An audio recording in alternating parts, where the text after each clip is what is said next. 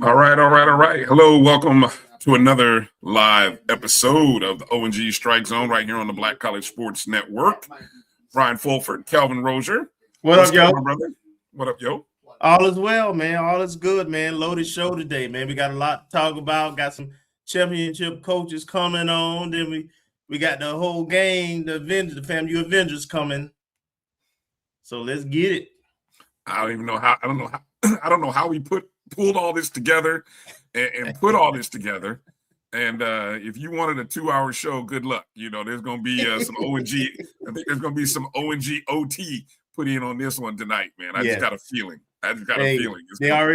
Somebody already called. They betting on 3+. Ooh, so the over under is 3:05, 3 hours and 5 minutes. Anything past 11. Winner, chicken dinner. If we go past 11. All right. Well, let's get the quick little intro out the way. Want to welcome everybody coming in and joining us wherever you're watching us. Of course, all of the folks on the YouTube channel, my JB and online, watching on Facebook, Black College Sports Network, O&G StrikeZone. Might even be watching us on Instagram Live. I think that's running now. YouTube, O&G StrikeZone, on Twitter, Black College Sports Network, O&G StrikeZone, all the places. Wherever you're watching us, hit the thumbs up and the like button. Come be a part of the chats.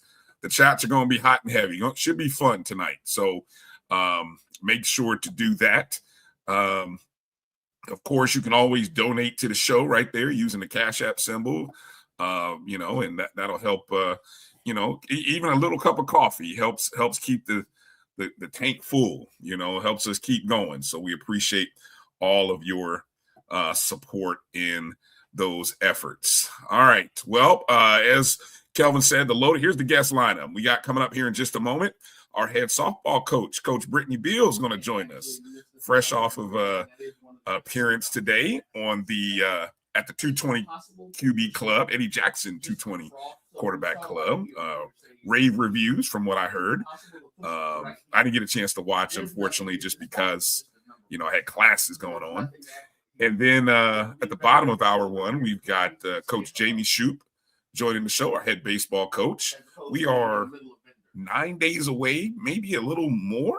Well, I know we're 9 days away from the start of the softball season, but then I think almost about the same amount of time for the start of the baseball season, if I'm not mistaken. Or is it a week later? It's a few days later. Okay, so see, this is why the show is called Diamond and Schedule Preview, because we're gonna get our diamond previews in hour one. In hour two is the schedule previews and the reviews of our new coaching staff with none other than our favorite FAMU sports media Avengers, as we like to call them. So the whole team will assemble coming up at the top of hour two. We know how much you guys love to hear all the voices in one place. And at some point in hour three, I don't know, we'll get to basketball. So if you have basketball, Jones for basketball, we'll talk about basketball, maybe some track and field, some bowling, and some tennis. Tennis has got stuff. So everything other than will be in hour three. Yeah, and the only thing I add to that is look for next week. Signing day football is coming, so we're gonna, we have some baseball and some other recruits also. We're gonna try to do more of a recruiting show next week. Doing some early promotions. All right, well, let's get into it. So without further ado, let's bring on our championship. I'm calling it our championship winning softball coach, heading into her second season leading the Rattlers. None other than Coach Brittany Beall. Coach, how you doing tonight, Coach? Good. Good evening. How are you guys? How you doing, Coach? Good to see you. Good. Good to see you as well. Hey, we doing well, Coach. We doing well. Well, is this the first time? I guess we say Happy New Year, Coach. I mean, I know I don't like to do it this late, but I think this is the first time we've had a chance to see you and talk to you in 2026, right? Yes, it is. Okay, all right. Well, all the fall ball and all that stuff is done. How are we feeling going into the start of practices, and we are 9 days away from the start of the season? We're feeling good. I think we're getting to that point where now we just want to play. You know how practice is probably like week 3, week 4 is kind of doing the same thing over and over again. So I think we're eager to get on the field and play. I think we're ready. We did a bunch of defensive stuff today, and we're ready. I really wholeheartedly think we're ready. And I think coming up that first weekend against Howard, I think that would really be a good test because I know we played them in the HBCU Invitational, last year. And I know they're going to be coming out swinging. So I think just trying to get our minds on trying to consolidate, tournament by tournament, because, the month of February for us is going to be a lot of traveling, a lot on the road, but it also solidifies kind of, who we can put in what positions. So I think at this point, we're just ready to play. So let me go to that first question, right? And we look at the schedule there. What's the philosophy behind? I know every coach has a different philosophy when it comes to scheduling. And, I was, me personally, just a little disappointed not to see so many home games, but talk us a little bit behind the scheduling and the philosophy with the scheduling early and so many neutral or away games. So I think softball is a little different. I mean, it's almost kind of like basketball as far as, the first part of your season, it's considered preseason, even though it's really not preseason, but it's really considered preseason because that gives you opportunity to play, obviously a variety of different competition. And so I think looking at our schedule and what we have, we needed to be tested and we needed to be tested early. And so, could we have done this and done that? I think we could have, but looking at the overall picture, I wanted to give us a really good variety of strengths of games. And I think like us going to UCF, that's going to give us a good competition going to play FIU. Obviously this weekend we're playing Campbell as well. So we also do have a midweek game with Florida State. And then we also have our first home game on the 10th against Marshall. So if you can look at the preseason as, hey, they want to be battle tested early. That way, when we go into SWAC conference, we can kind of solidify who our everyday starters are and try to figure out making sure that we are going to be competing for that SWAC championship come May. Gotcha. Go ahead, Kelvin. Yeah, I'm going to stick with the scheduling. And I think I heard you say you had 52 games. Is that the maximum number of games you can schedule in softball? I think I've added 52 games because obviously the SWAC. But I think on our schedule, I think we have about 49. Okay. All right. And I noticed that you during the SWAC conference schedule this year, you have some midweek games. I don't recall very many last year. I think I saw Troy. I think I saw Auburn. Can you just talk about, adding those midweek games during the conference schedule? I think because the conference, obviously, we typically play that Friday and that Saturday. So again, I wanted with the pitching staff that we have, and obviously with the experience that we have returning, like I said, I just go back to being battle tested. I can't say that enough. Playing in Auburn is really going to give us a big eye opener in that time because we'll just be coming off from Alabama State. So we're just going to, it's Auburn out and Montgomery are probably about 45 minutes apart from each other. And of course, I'll be happy to kind of be home in that setting, but just to be able to have the girls to experience that and see kind of where I played. And I think that is going to give us, like I said, a real good test and keep us on our toes and keep us honest throughout the season.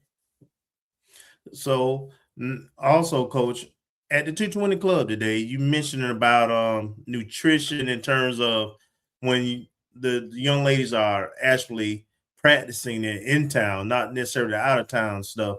So kind of talk about some things that, Rattler Nation might be able to help you with? And then how do they, for folks who might want to contribute, donate to it, how can they do that? Yeah, so these girls are working extremely hard on and off the field. And as we're going throughout the season and we're trying to make sure that they're going to bring their best, because I want their best at the field, all from, 100% their best, but we also have to make sure they have to fuel their bodies. And I think just within this generation, sometimes they don't know the correct foods or the food groups to eat to be able to refuel those calories that need to go on the field.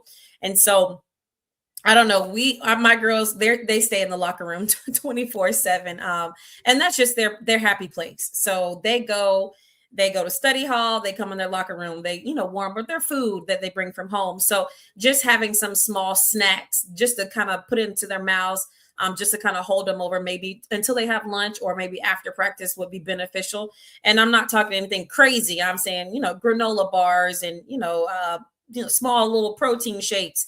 Lunch meat, bread, crackers, like just something kind of they can grab and go as they're going throughout their day. I could just remember being an athlete, I always carried my water around and carried little snacks here, snacks there, because again, you got to go to practice for 2.5, 3 hours of practice. And, like I said, your coach would want you to be at your best. So we have to make sure that we can help, provide those small things for them so that they can be champions on the field.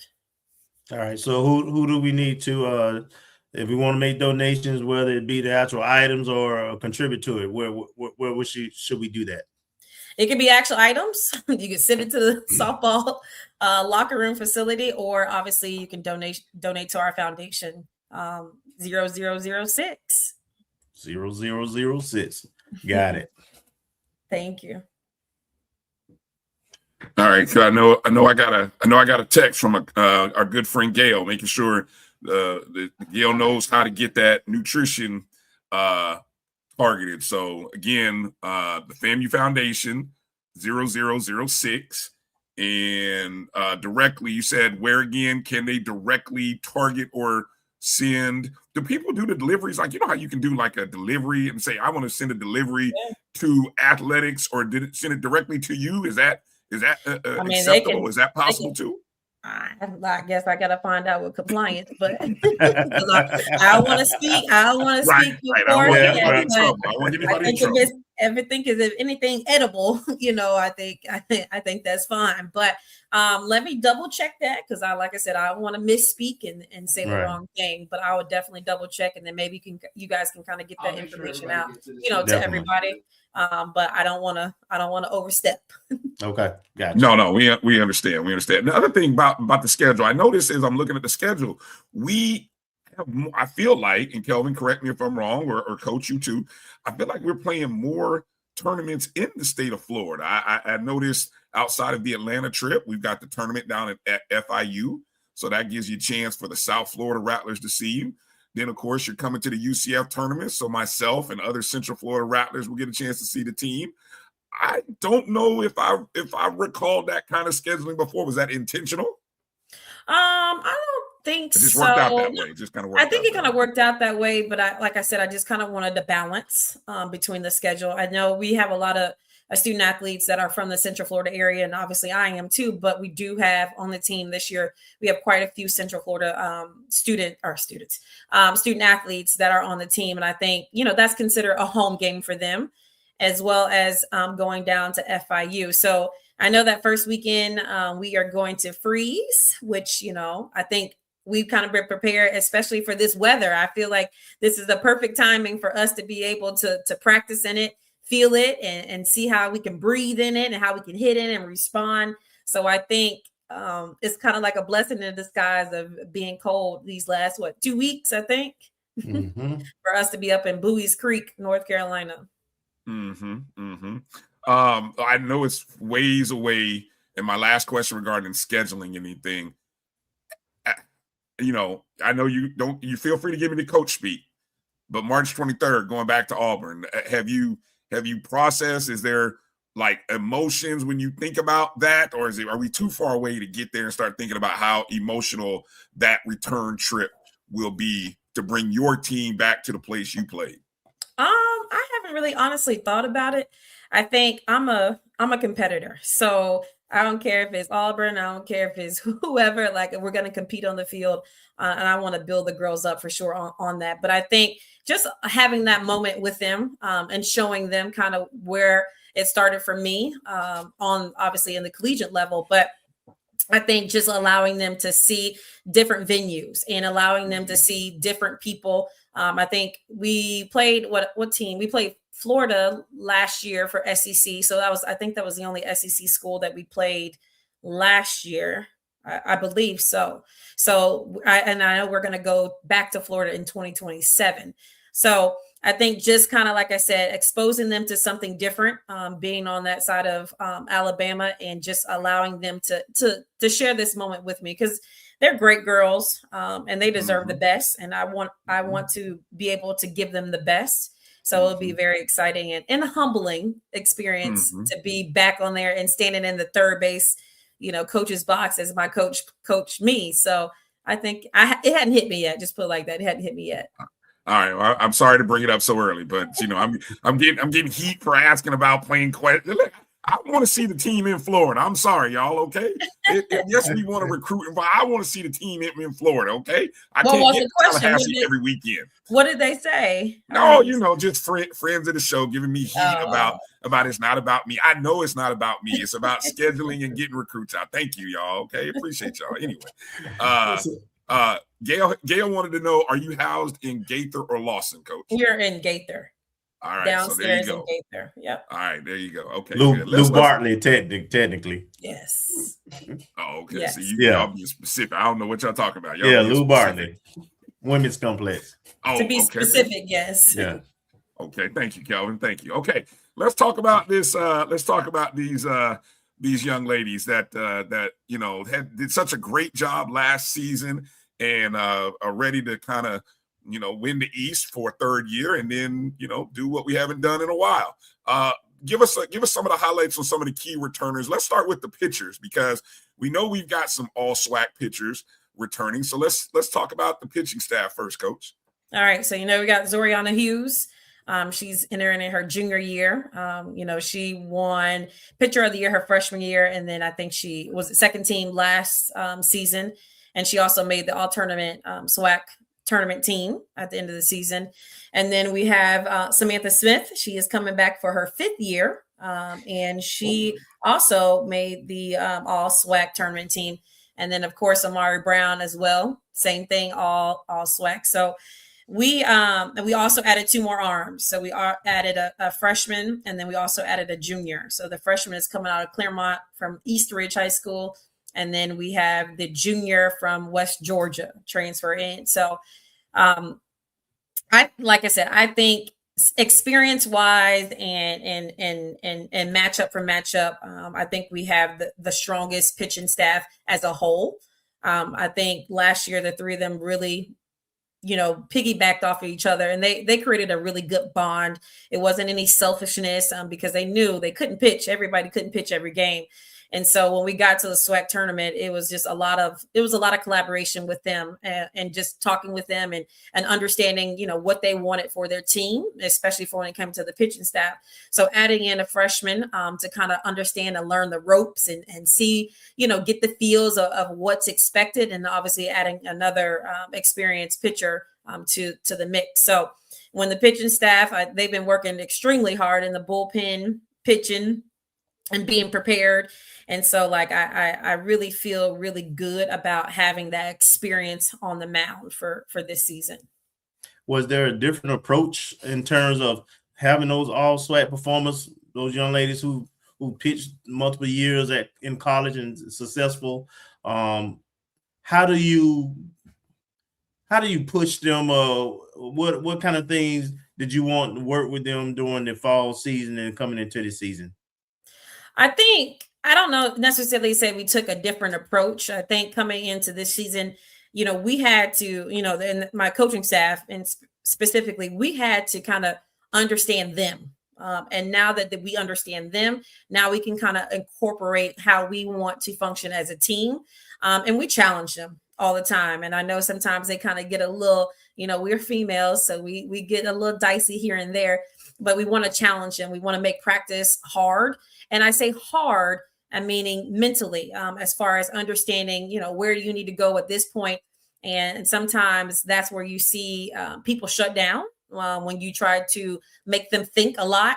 But like I told them over and over and over again, practices are supposed to be this way. That means you're doing something right. And we scrimmaged last Saturday, and it was a specific play that we had been working on, in practice.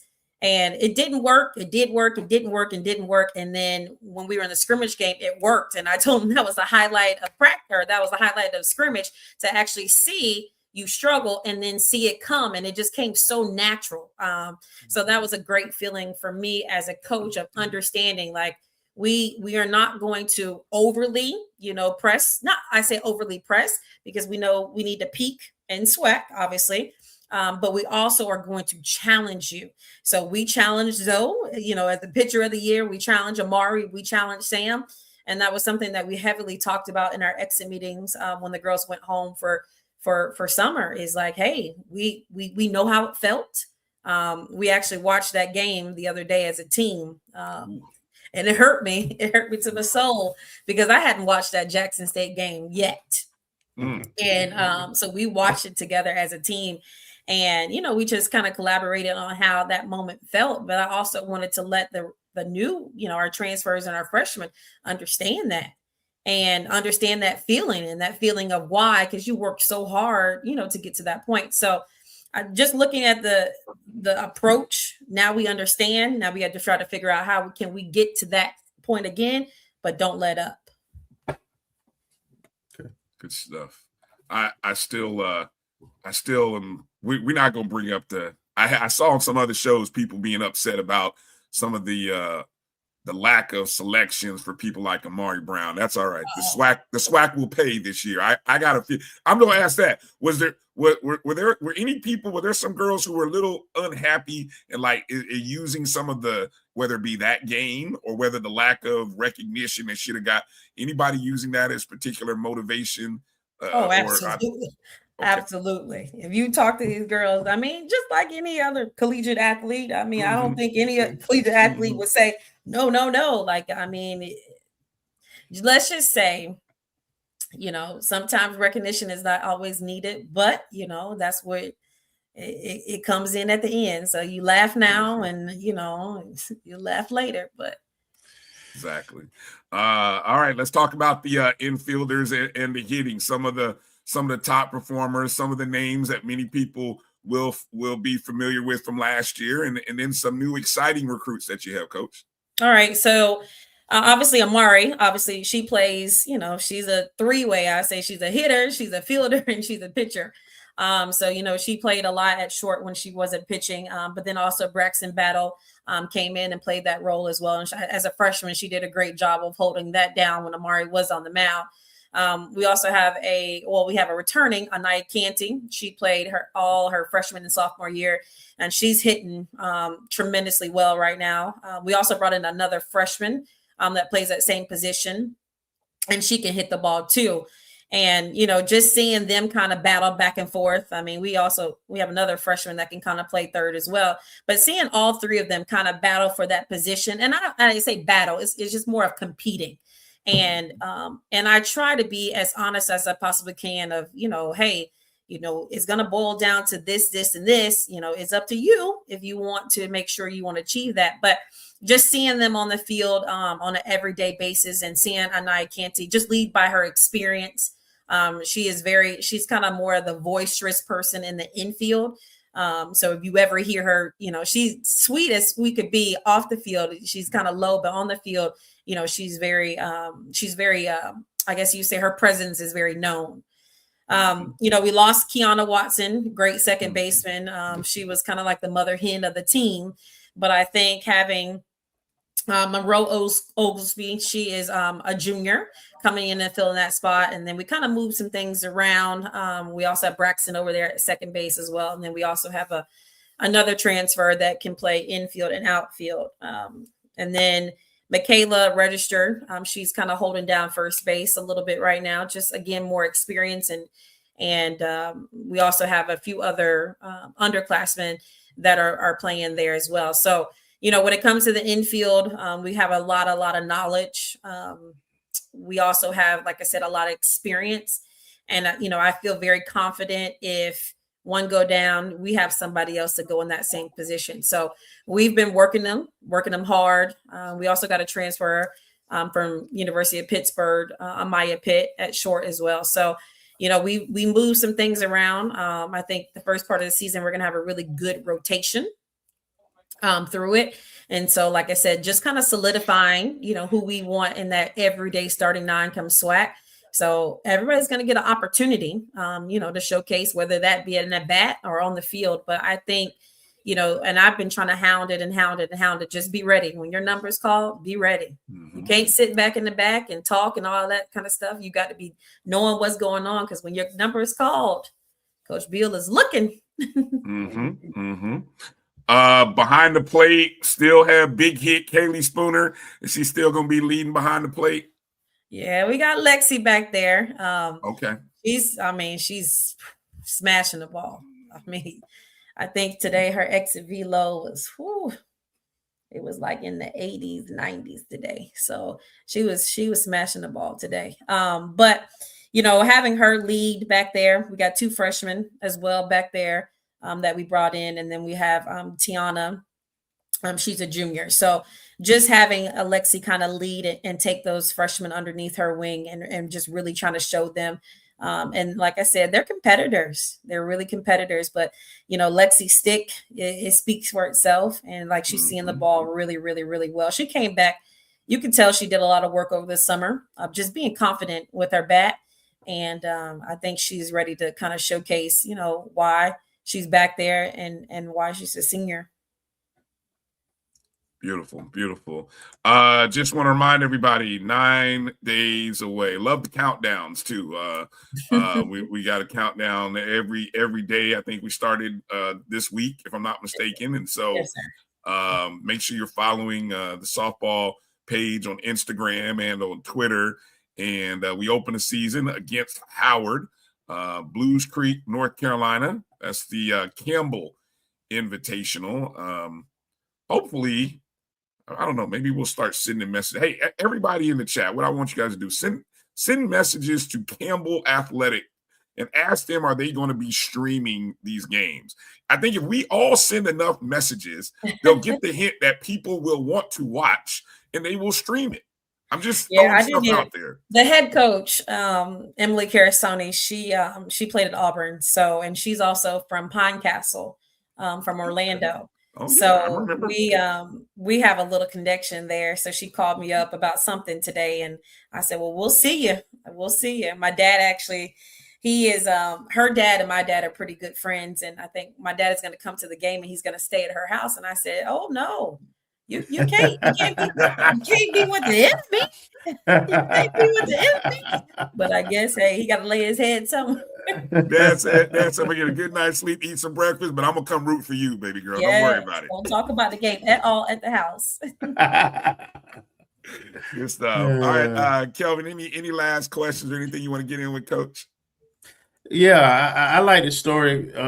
Coach talked about how her dad was an influence, being a daughter of a coach and the granddaughter of a coach. So share that with our audience, please.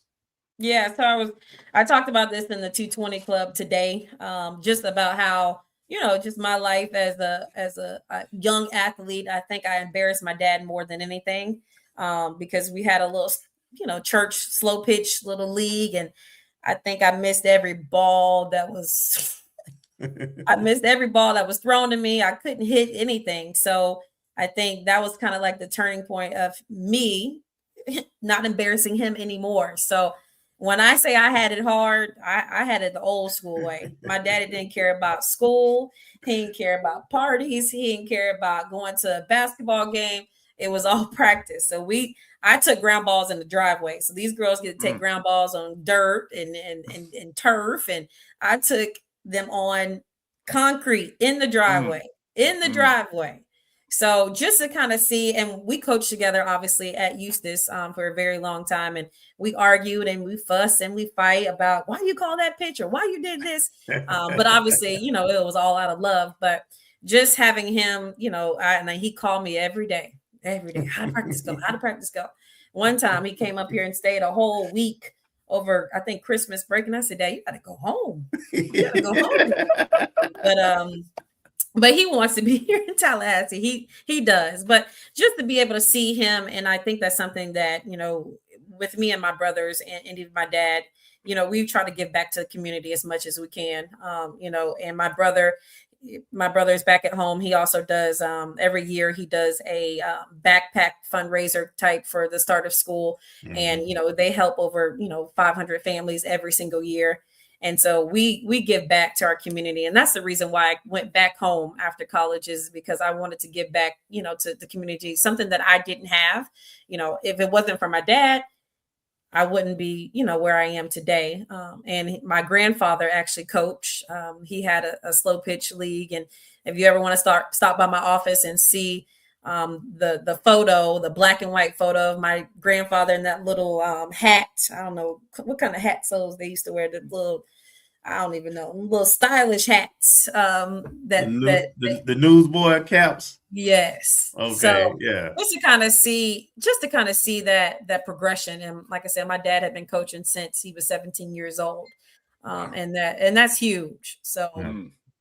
I know some of the people at the 220 had came to some of the games and were able to meet him in person and just talk with him. So, because he can talk. He can talk. I bet. For sure. I bet. Give him a shout out. So give him a shout out by name. So we make sure. Oh my gosh. I don't know if he's listening, but I know a whole bunch of people from back home are listening. Robert Scott. That's his name, Robert Scott. So if you ever, he's the myth, the legend, and all of that. And like I said, if you've been so my dad was coaching travel ball for a very long time, and he knows all the college coaches, and just a great person, great man, very selfless. He's still coaching to this day, even though I've gone, away from Eustis. He's still there, and he's still helping out. So I appreciate him, and I don't think people understand the impact that he has made in so many people's lives. So I know I've helped over 50 people, go to the next level, but he's tripled that. And he started that team when I was in college. So, I appreciate him and the passion and the love for softball and the love for just helping others. He's hard though. He's hard, but he loves harder. So. Shout out to Coach Scott out there watching, listening, anybody who's seeing it. We're so thankful that we have your daughter leading our program. All right, Coach Scott, we appreciate you. Thank you. All right, want to remind again, Rattler Nation, the season begins in 9 days. We take on Howard to open the season.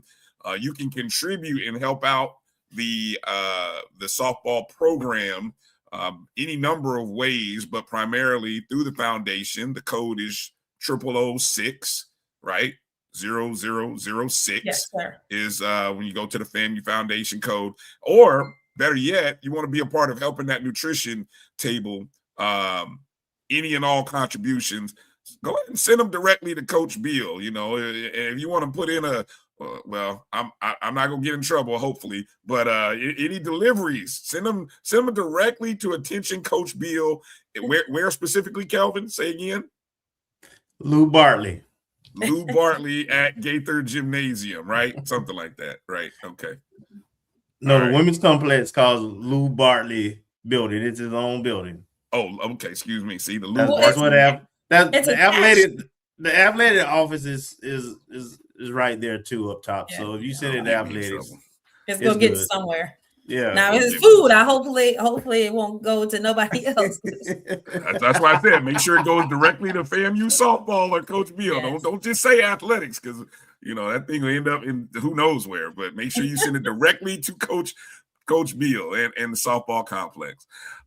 Coach, we're excited about a great season. It seems like the prognosticators are all out there. They got us lathered up. They're excited about FAMU softball.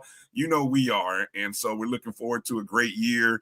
Any and every time we can get you on, Coach, we always appreciate you coming on the show. Okay.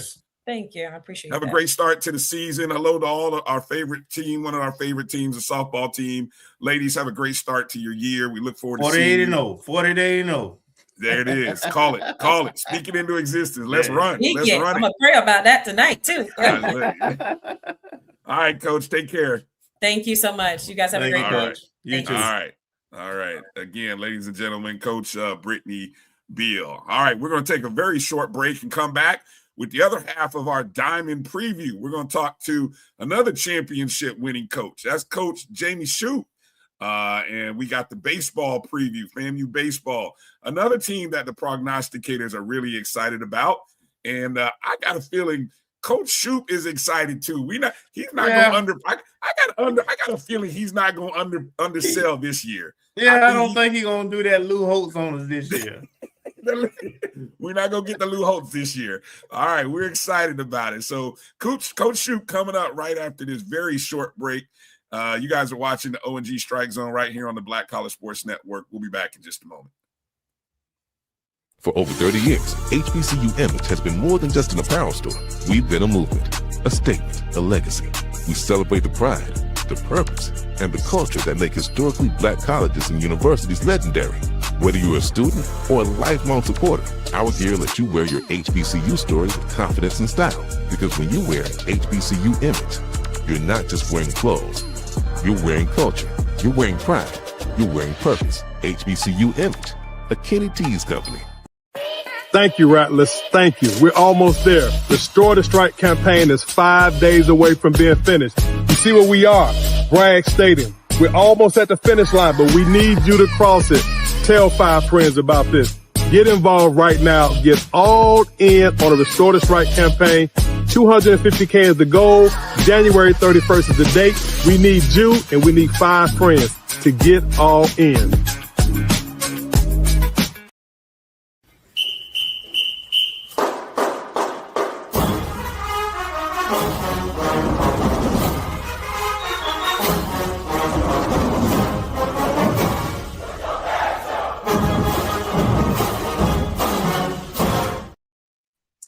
All right, welcome back to the O&G StrikeZone. Bryan and Kelvin here, and joining us now is our multi-conference national championship winning coach, the head ball coach himself, Coach Jamey Shouppe.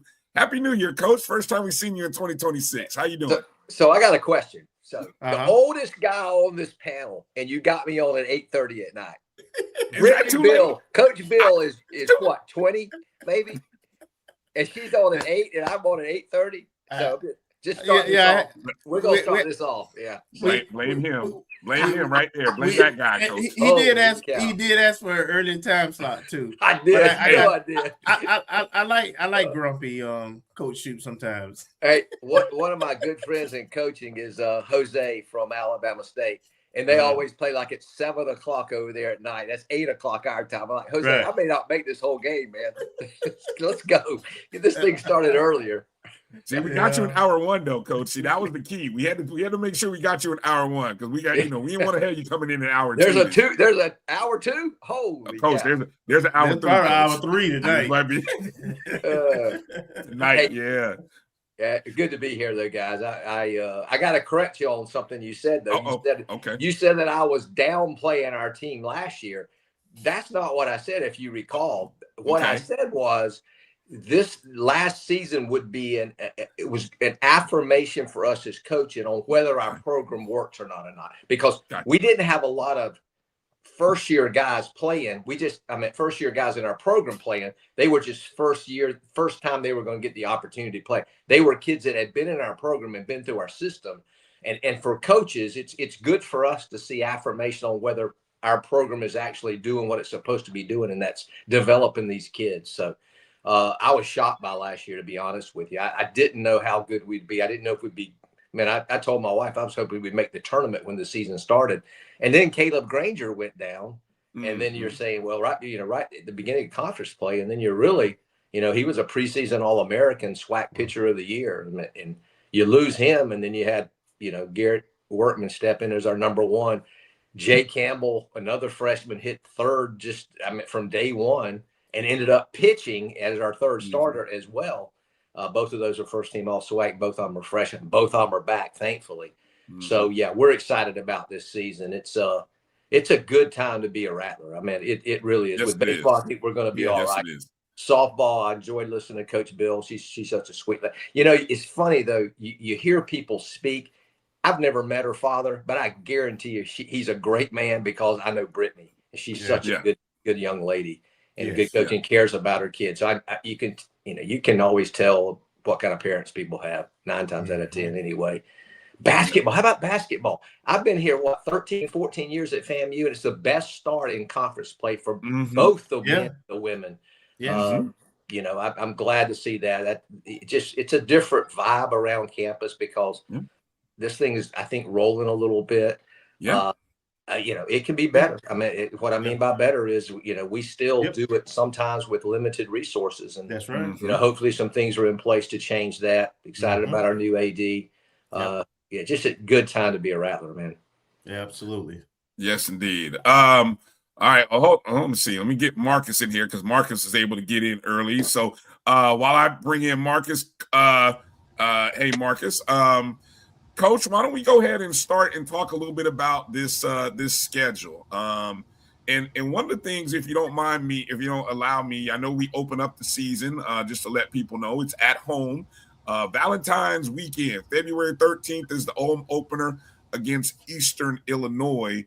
But one of the highlight games, which is already starting to get a lot of attention, Coach, is boom, the Andre Dawson Classic, where somehow we're facing our good old rivals from Bethune. How did that happen, Coach? How the heck did we get a contest against Bethune this early in the year? Well, you know they're going to try to schedule a marquee game, and with the two programs playing for the championship in the SWAC last year, both of us have a lot of returning pieces from last season.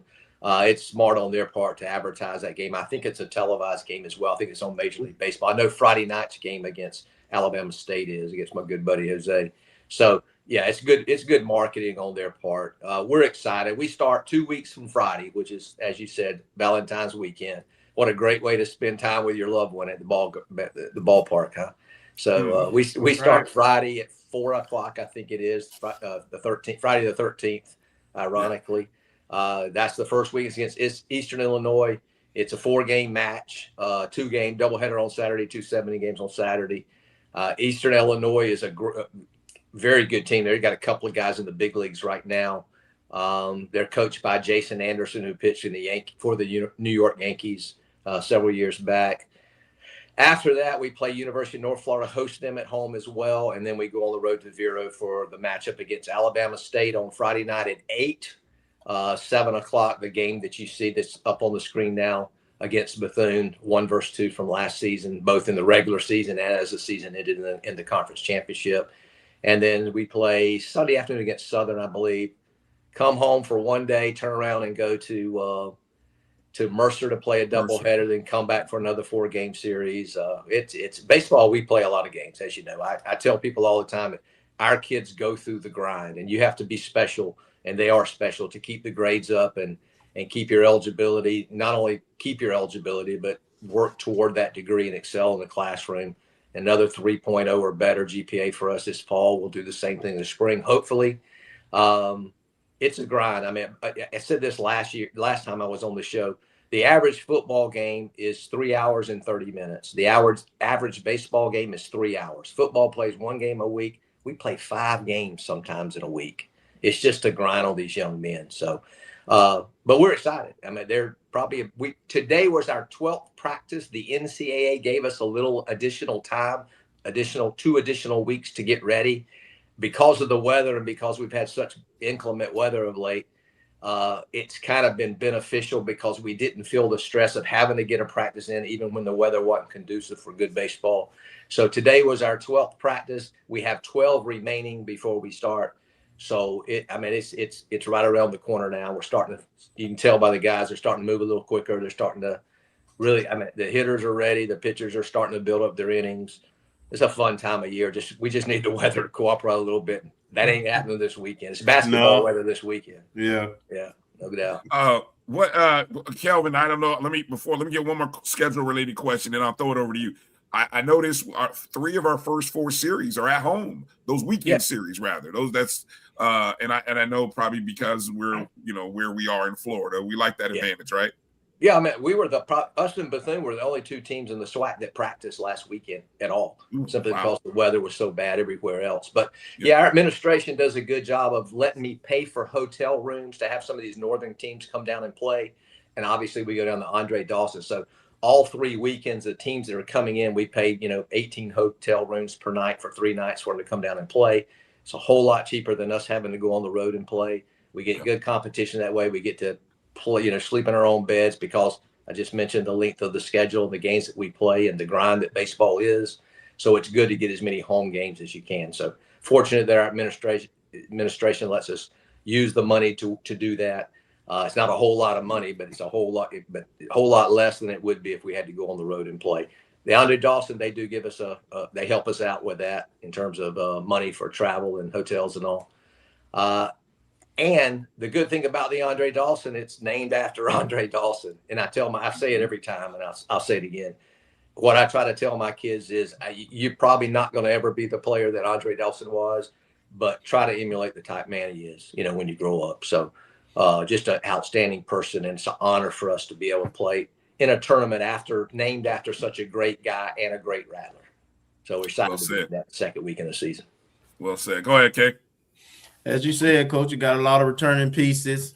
We kind of know what to expect. I guess my first question is talk about your pitching staff, and is will everybody be ready to go at the beginning, or are you going to ease some of the guys in, or what is it looking like? So Granger is back.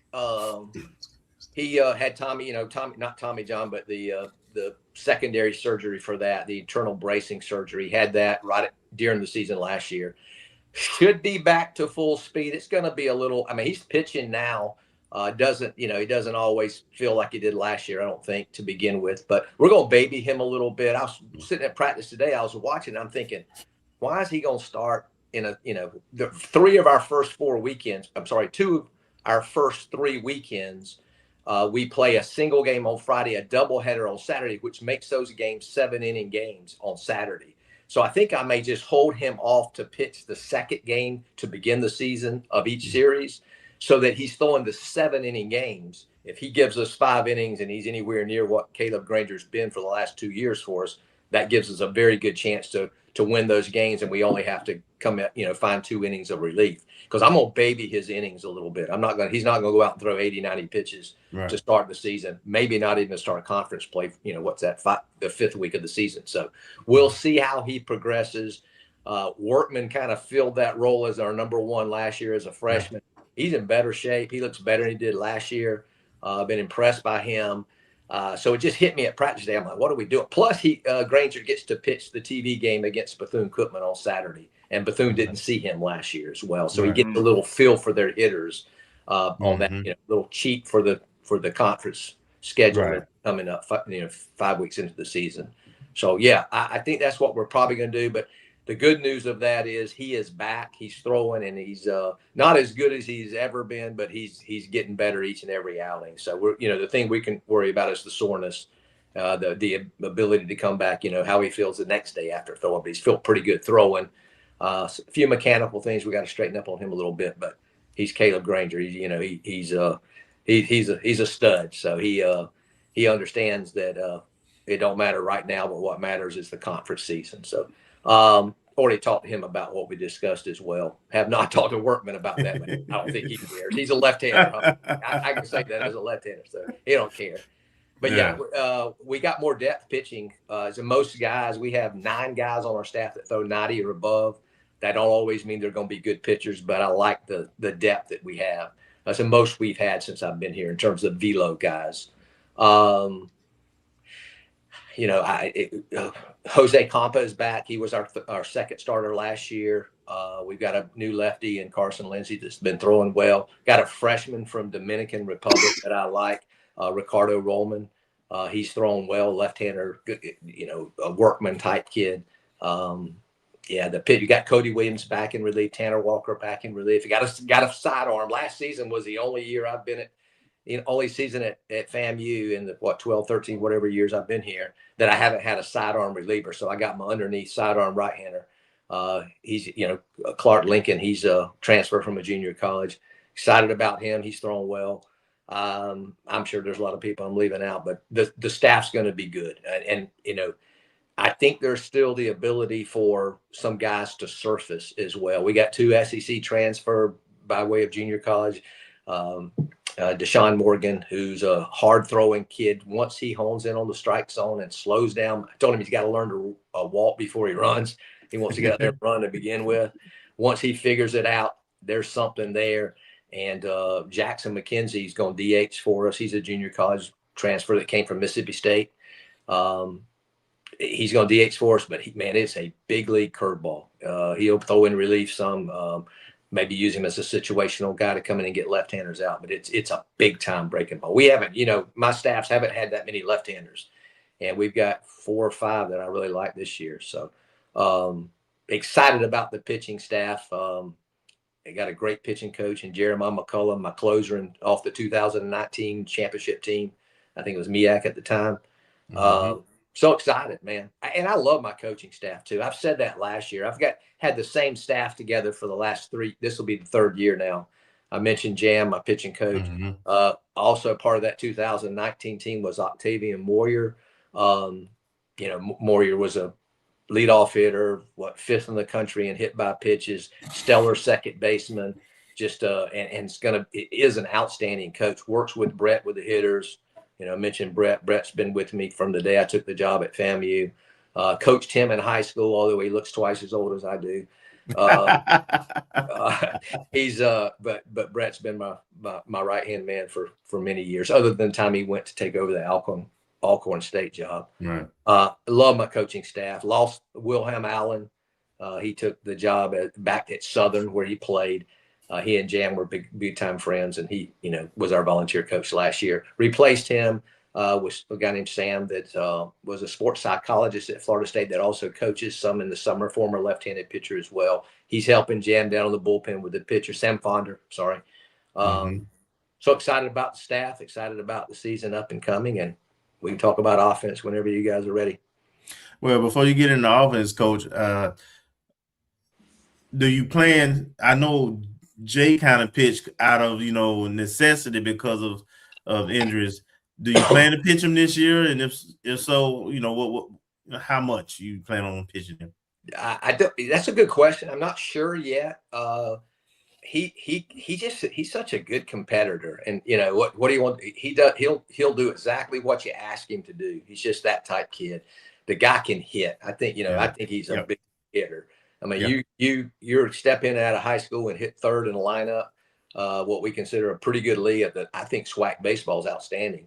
From first day and out of high school till he leaves this program. You got a chance, and just an outstanding young man. He does exactly what you ask him for, asked to do. I mentioned Workman, who took over as our number 1 guy last year, was all SWAC. Local kid from Mike Posey's program at North Florida Christian. Robbie Zimmerman coached Jay Campbell at Leon, and Jay Campbell was a first team all SWAC. And there's some good local talent. I mean, yes. Local coaches, local talent that gets developed by good local coaches, so it's those 2 kids. Jay Campbell will probably pitch, but I hope we don't need him, to be honest with you, because that gives him more chance. We're going to try to put him back at 3rd base some and see how he does in the infield, put him in the outfield some, because last year we had to DH him. I just think he's too good an athlete to have to waste on the DH position. So, I'm excited about him. Yeah, pitching probably. He would have to start probably at least as a 3rd starter. You'd want to pitch him the last game of the series. So we'll probably start with that and just see how it goes and see how the guys develop. If you guys, like Ricardo Rollman that I mentioned, end up starting and developing early as a freshman, like Workman did last year as a freshman, then that gives you the insurance to put him in the outfield and pitch him if you need to. Because he pitched a little bit in the fall, Jay did last year, and then he wasn't pitching until Caleb went down. Then we got him ready to pitch, and he did a phenomenal job for us filling in and gave us some links to our bullpen by letting him start. So right now, that's the plans, but we'll see how it goes as the season progresses. All right. Marcus, good to have you in there. Go ahead, get in there with a question or two for Coach. All right. Good evening, Coach. I don't want to belabor you, and I'm not sure I came in late, so I'm not sure what questions were asked before. I came in late too, Marcus. No doubt.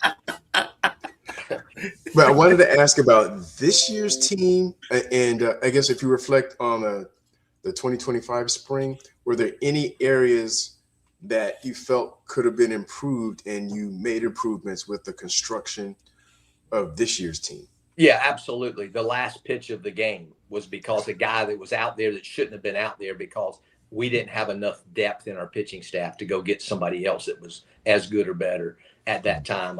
Tanner Walker was the guy that was in the bullpen that Hines had. Again, it goes back to what I said. People ask me, if you had to do it over again, would you let him out there? I'm like, well, of course not. We lost the ball game. Wouldn't have left him out there to lose the ball game. Tanner had been injured. I don't think he had thrown but 2 or 3 times all year. He was dependable before that, but went down to an injury at the beginning of the season. We didn't have him much. And I just thought our best chance to win was not to throw out a guy out there that's not quite ready, although he's capable. So we saw that need. I saw that need, went out and made sure we had some pitching depth. And I love our pitching depth for this season. So, I think we never worry too much about winning midweek games because we have the weekends, the SWAC weekends to worry about. And that's the only thing that positions yourself for the tournament so that if you win the tournament, you get to go to the postseason. The other stuff doesn't matter. But maybe we got a chance to win a few midweek games, I hope, this year because of the pitching depth. But that was our biggest need. We've gone out and got a couple of hitters as well that gives us a little pop when we lost Brody Popple, who was drafted in the 13th round by the Giants, and doing real well in professional ball, might I add, as well. So, we got some more pitching depth. And hopefully it'll be quality depth. We're still waiting on some guys to develop and pitch the way they're capable of pitching. And then a little more, hopefully some pop from one from the left side, a couple from the right side as well. Okay. I guess as maybe a future looking question, and I don't know if Kelvin and Bryan brought it up earlier, but I noticed the old fax machine's been busy, or maybe at least the commit graphics have been busy in the last 7 days. Yeah. So about 6 players, 7 players, and it looks like a lot of them are from the Tampa area. Obviously, I can't commit on that. I can comment on that. I can comment on the kids that we have signed. We've signed a kid named Zabala from Miami, middle infielder. I mean, if you're going to have a middle infielder, Zabala's a pretty good name to have. Very fast switch kid that I love. I coached his father at Florida State. I got a junior college shortstop that's at Andrew College right now that we've signed, and got a catcher. His brother plays with us, Nico Brown's brother, Nicholas Brown, a catcher from the Tampa area, and then Christian Sheffield, Gary Sheffield's youngest son. His middle son's playing at Florida State right now. So Christian's coming in as well, and we got a few commitments. We got some arms from the Tampa area that I love. We may have more than 7 commitments coming in. We had our little showcase camp, 2 weekends ago, and it blew up, man. There were a lot of kids in there. The best showcase we've had in terms of talent. Since then we signed a catcher, or going to sign a catcher, another catcher, 2 other catchers, about 4 or 5 arms, right-hander and left-hander that I absolutely love, high school kids too. So yeah, I'm excited about the class coming in next year. I think there are a lot of freshmen in that class, but a lot of freshmen that are Jay Campbell type, maybe to not that to that extent, but very good players, workman type players that can come in and step in and make it a contribution right away. Probably the best, without question, it'll be the best freshman class that since I've been at FAMU that we brought in. So excited about that. Yeah, maybe next time on the show, those kids will be delivered, signed. We can't comment on until they sign, and we can talk more specifically about who those kids are, and you can follow them a little closer. I guess if they're announcing, you can follow it now, and there's some studs in that group. Yes, Coach, when you go off the air, I already got the slide deck ready with the names in the background. So, but I just noticed that in the last week, like almost one a day. I was like, goodness gracious, what is going on? And kids are wanting to come here and play. That's the beauty of it. And again, that goes back to my staff. We treat kids the right way. We develop them as men first and foremost. We tell our guys all that helps you become a better baseball player. Hell, that helps you in everything in life to become better if you're a good man. And so kids see that. They see how we interact with them at camp. We treat them like we're going to treat them when they're here. I was listening to Coach Beall talk about demanding. Yeah, we're demanding. You're only demanding if you care. If you don't care about them, you could care less how they turn out. And you have to demand it, that they do certain things the right way so that they can be successful. But it's like, it's like discipline. You only discipline if you care. You only demand of somebody if you care. But it's demanded in the right way, in the sense that baseball's hard. We again, I've said that before. We realize how hard it is, and you coach accordingly. You just keep going over and over and over again. It's why they have the minor league system. It's why they have spring training. To try to get as many and you're still going to have errors, and you're still going to have mistakes, mental mistakes. But the kids realize that. I think they sense that when they come to our practice and meet our kids. We just have such a good group of young men. Yes. And it's fun to be around. It keeps me young, and Brett young too.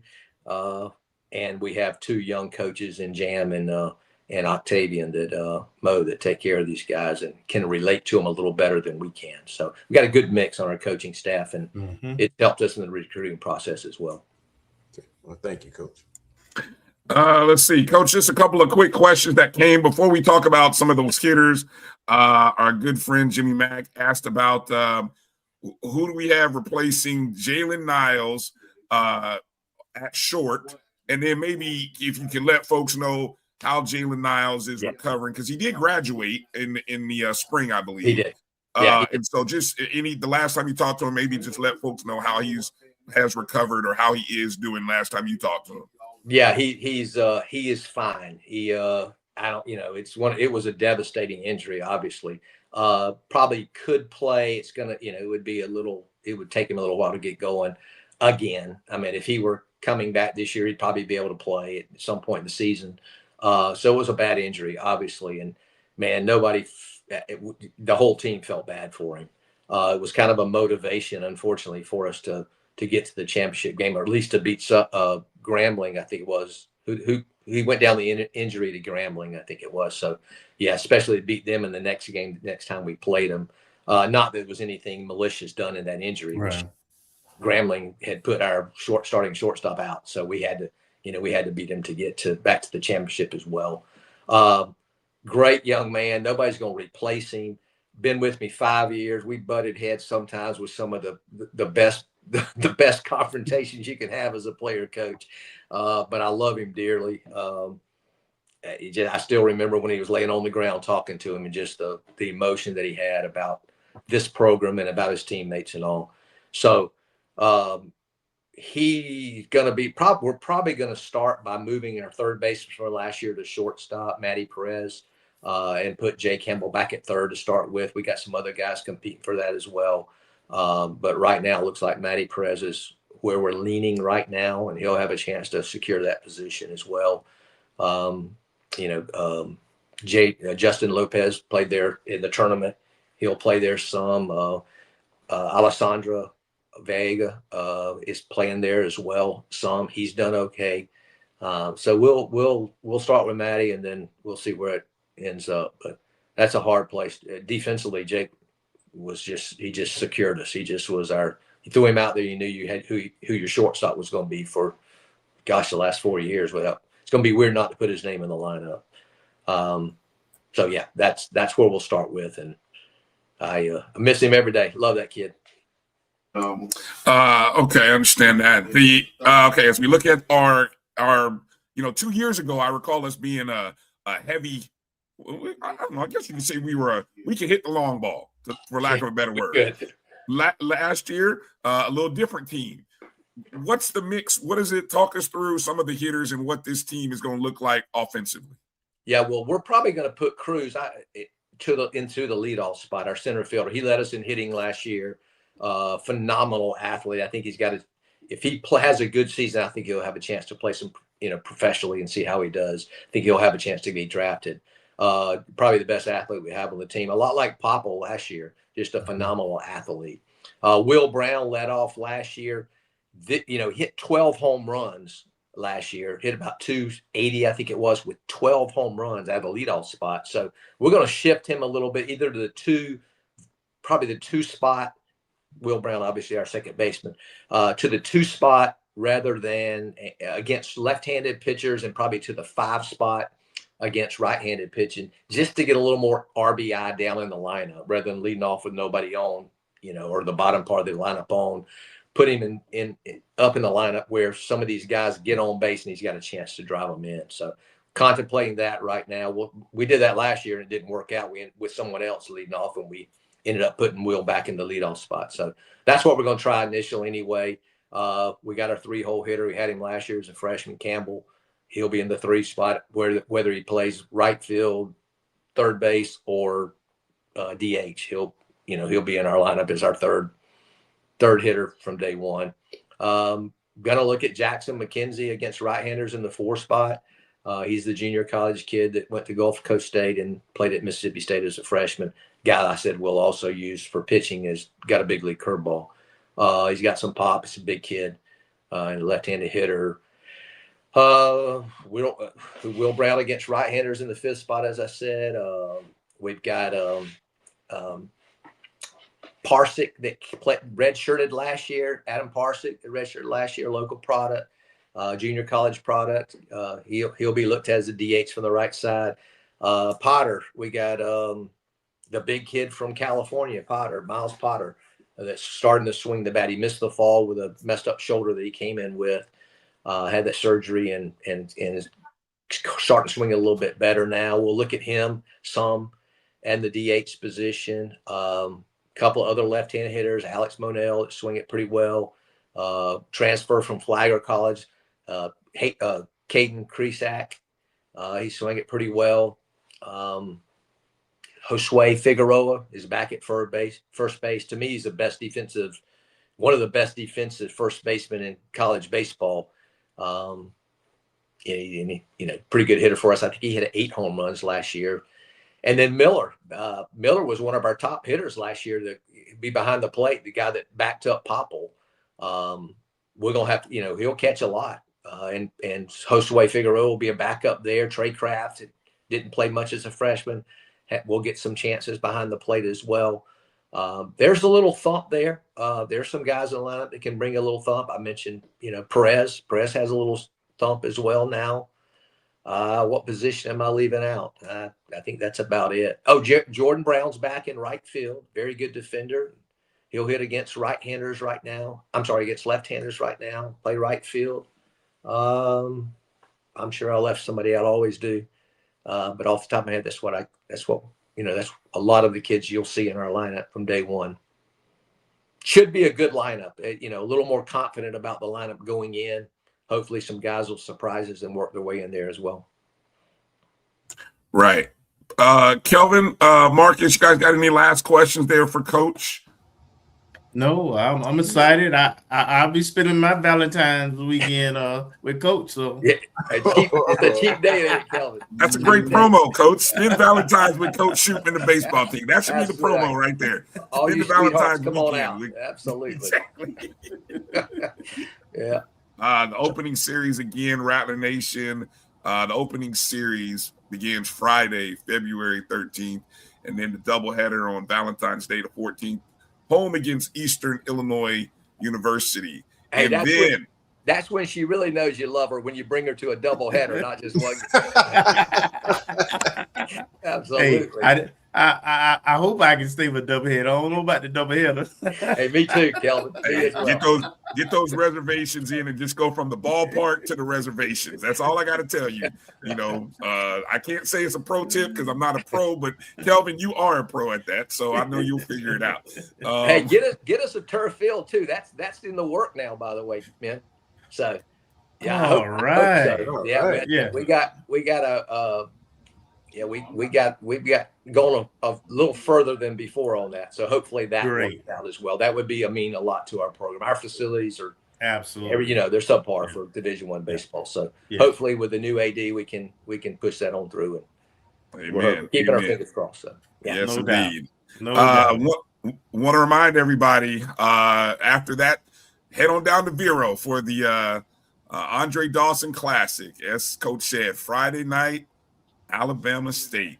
Saturday, Bethune-Cookman. Sunday, Southern. I mean, they just made this like a whole night SWAC mini tournament. And just to clarify, because somebody asked, these games do not count on the SWAC schedule. Correct. They that do not. That has no bearing. It has no bearing on the seeding for the conference tournament. Correct. Exactly. Yeah. And by the way, who is the one team we talked about this last week, fellas? Who's the one team that we don't play this year in the series? Because we play winning Alcorn. Yes, it was Alcorn. Alcorn is the one. This year we start the series against. We start the SWAC play against Southern, who we didn't play last year. I thought we played Southern. We didn't play Southern last year. We did not. We played as a conference team, right? We played him in the tournament. Yeah, that's right. Yeah. All right. No, we played him in the Andre Dawson, and then again in the tournament. Yes, because they blew us out. If you remember, they blew us out. Yes, in the tournament. Yes, they did. Yes, yeah. We got them back though. When it counted. When it counted. All right, so you guys make sure get your tickets for that. That's a beautiful ballpark. I remember I went a couple years ago with Jimmy Mack. Went down there with Jimmy Mack. That's a beautiful ballpark. Great facilities, great sight lines. So hopefully the weather will break, and we'll get some nice weather down there in Vero Beach. So make your plans, Rattler Nation. Baseball season is upon us. Yeah, Jackie Robinson Stadium. Yes. Andre Dawson Classic. What wow. Two great legends. Names, two great men. Yeah. Legends. Absolutely. Legends. Coach Shouppe, we appreciate you staying up. Late night with Shouppe. We appreciate you hanging out with us. Yeah. We'll schedule at 9:30 next week. I mean, yeah. I have to get one of my younger coaches to do it. We go at 9:30 because I know Brett ain't gonna do it. So, Coach, hey, have a great season as always. We appreciate you coming on. Thank you guys for what you do for FAMU athletics as well, man. We appreciate it. All right. Thank you, Coach. Thank you, Coach. Be well. Have a great start to the year. Appreciate that. Thank you. All right. There it is. Wow. Coach Shouppe, man. Whoa. I'm ready for the softball and baseball season now. Yes. Aren't you? Are you ready? Are you ready for it? As I got Troy always say, I don't bet eyebrows, but if I did, I'm ready to bet eyebrows and chest hair. Look, I'd be willing to bet them on us getting back to some championship series and some games. I would, or winning some divisions. Well, they don't have divisions in baseball anymore. But yeah, we'll talk about. We'll tell Troy about those eyebrow bets. We'll talk. I know he's eager to throw some wagers out already from what I've seen on socials. I'm like, really, Troy? Hey, I'm like, we haven't got through January, and Troy's already tossing them out there like candy. Like, yeah, man, I see him pinning the toe with J Peeps. Those Tampa, Central Florida guys, they're excited. Is everybody in? If you look back in 1, 2, 3, 4, 5, 6, looks like all have heeded the call. So you know what that means coming up on the other side of the break. It'll be time for the Avengers to assemble, and we're going to talk about this upcoming football schedule and the coaching staff announcements and all things related to making bold preseason predictions on January. What day is this? 28th. Hey, even Gerald, he jumped out early, didn't he? That's what I'm like. You know, folks are excited. Gerald jumping out making predictions. I'm like, what in the world? It's January 28th. That's all right, though. Y'all be excited. Be excited. I'm not doing it, but y'all be excited. I'll let y'all bet your chest hairs and all that other stuff. Not the kid. Can't do it. But all right. Coming up right after this break, let's get into that second half as we talk about the football and coaching hires and the schedule and all that fun stuff right on the other side. You're watching the O&G StrikeZone right here on the Black College Sports Network. We will be back in just a moment. For over 30 years, HBCU Image has been more than just an apparel store. We've been a movement, a statement, a legacy. We celebrate the pride, the purpose, and the culture that make historically Black colleges and universities legendary. Whether you're a student or a lifelong supporter, our gear lets you wear your HBCU story with confidence and style. Because when you wear HBCU Image, you're not just wearing clothes. You're wearing culture. You're wearing pride. You're wearing purpose. HBCU Image, a Kenny T's company. From cancer care to accidental injuries to cardiac care, We all know that there are times that you can't control what happens in your life. But with Globe Life Family Heritage, you can be prepared to weather the storm when it comes. Call Dr. Beverly Eagle Rogers at 877-300-8269 or visit the website at globelifefamilyheritage.com. With over 25 years of serving communities, Dr. Beverly Eagles Rogers is here to help you and your family through difficult times. Dr. Beverly takes pride in Globe Life being one of the few companies that returns 100% of premiums to clients that stay healthy. So for more information, call Dr. Beverly Eagle Rogers at 877-300-8269 or visit the website at globelifefamilyheritage.com. Are you hungry for authentic Caribbean food like jerk chicken, oxtail, red snapper, shrimp, tofu, and rasta pasta? Well, find your way over to Mango's Caribbean Restaurant, 180 Auburn Avenue, right next to Royal Peacock in downtown Atlanta. Them belly full, but we hungry. Mango's Caribbean Restaurant, open daily from 11 a.m. to 10 p.m. And on Friday and Saturday, we're open till 4 a.m. Come to Mango's and put some spice in your life. So we've got a good thing going. Mango's Caribbean Restaurant, 180 Auburn Avenue, right next to Royal Peacock in downtown Atlanta. For more info or directions, call 404-698-3992 or log on to mangoscaribbeanrestaurant.com. For instant coupons, text MANGOS to 313131. Tell your mama hungry, papa hungry, brother hungry. Mango's Caribbean Restaurant, authentic Caribbean cuisines. Open up the door, tell them mama hungry. It's the 37th annual Zora Festival. It's in Edenville, Florida, Saturday, January 31st and February the 1st. On Saturday, the all-white party tribute to Frankie Beverly with bass guitarist Shouppe. Bread, Sunset, and Taisha Williams. On Sunday, the Line Dance Party Live with Jeter Jones, Mike Clark Jr., and Boss Lady Coco. Tickets available at zorafestival.org. You're looking for the latest information on Southern University sports, the Southwestern Athletic Conference, and HBCU athletics. There's only one place to go. Tune in to the Carlos Brown Show, exclusively on the Black College Sports Network. Thank you, Rattlers. Thank you. We're almost there. Restore the Strike campaign is 5 days away from being finished. You see where we are? Bragg Stadium. We're almost at the finish line, but we need you to cross it. Tell 5 friends about this. Get involved right now. Get all in on the Restore the Strike campaign. $250K is the goal. January 31st is the date. We need you, and we need 5 friends to get all in.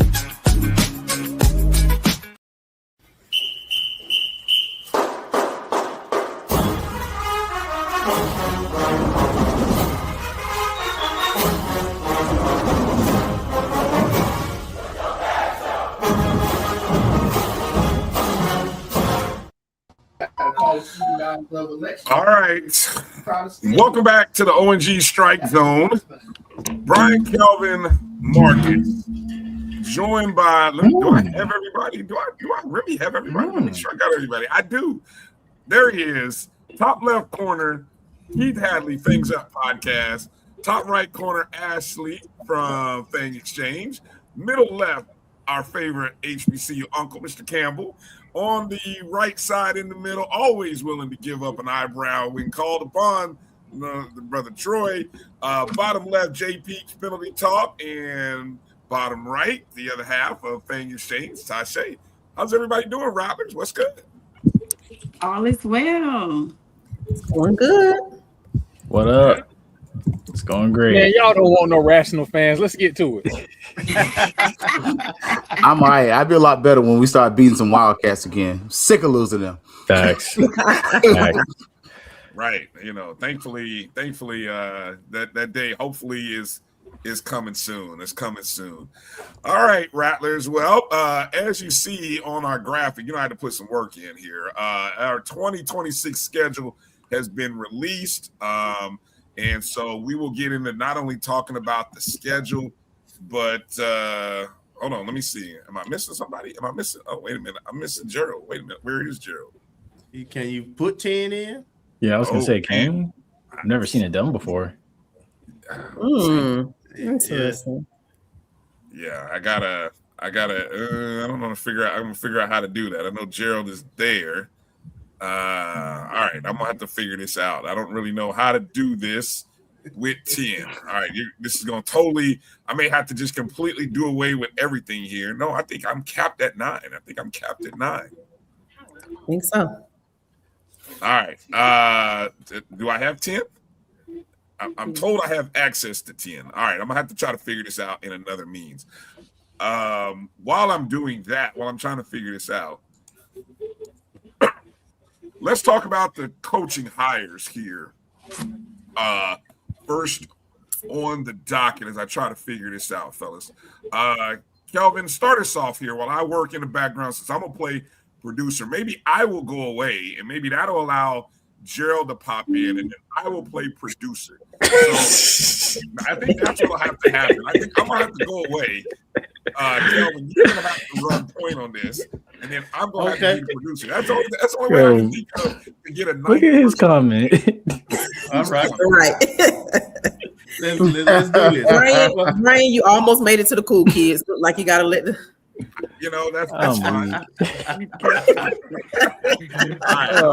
It's because he left his earring off today, and he was acting like he don't know how to pull no women. That's what it is. Off is what I'm about to do. I'm about to take you off for a second. Hey, all right. I gave Brian the wrong number though. I thought with Gerald it was only 9, so he wasn't prepared. So I'll take the arrow for that one because we actually had another 10 without Gerald that we had to. Because we was gonna bring Vaughn on too, but we started counting it up. Said no, we can't bring everybody on. All right, so I'm gonna see if I can work in the background and figure out how to reshuffle the layouts a little bit. But while we're doing that, I'm gonna drop out. Gerald is gonna come in, and Kelvin, you can get the discussion going with the coaching, and I'll try to work some magic in the background. All right.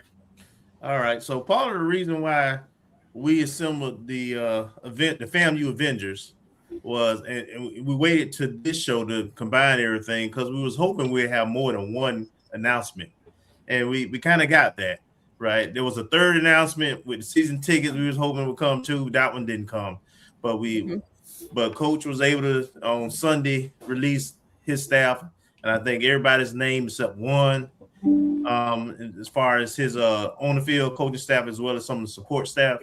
And then we also got the schedule drop the next day. So we're going to start with the staff first.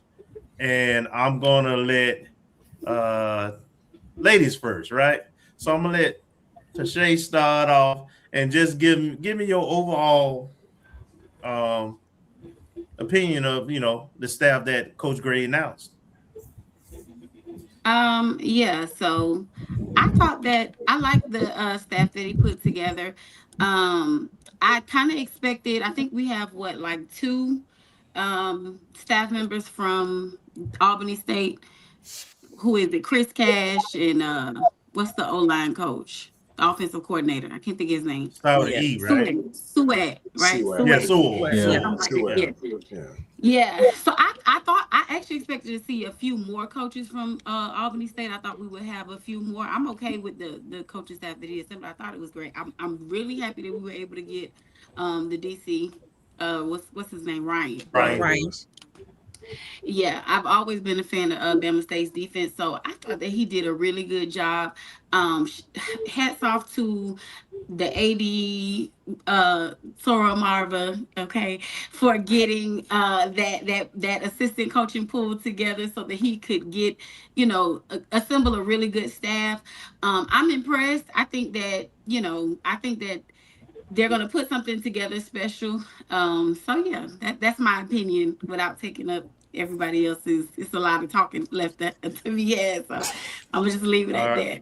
All right, I'm gonna let you answer this, and then I'm gonna jump to Ash as soon as you answer it.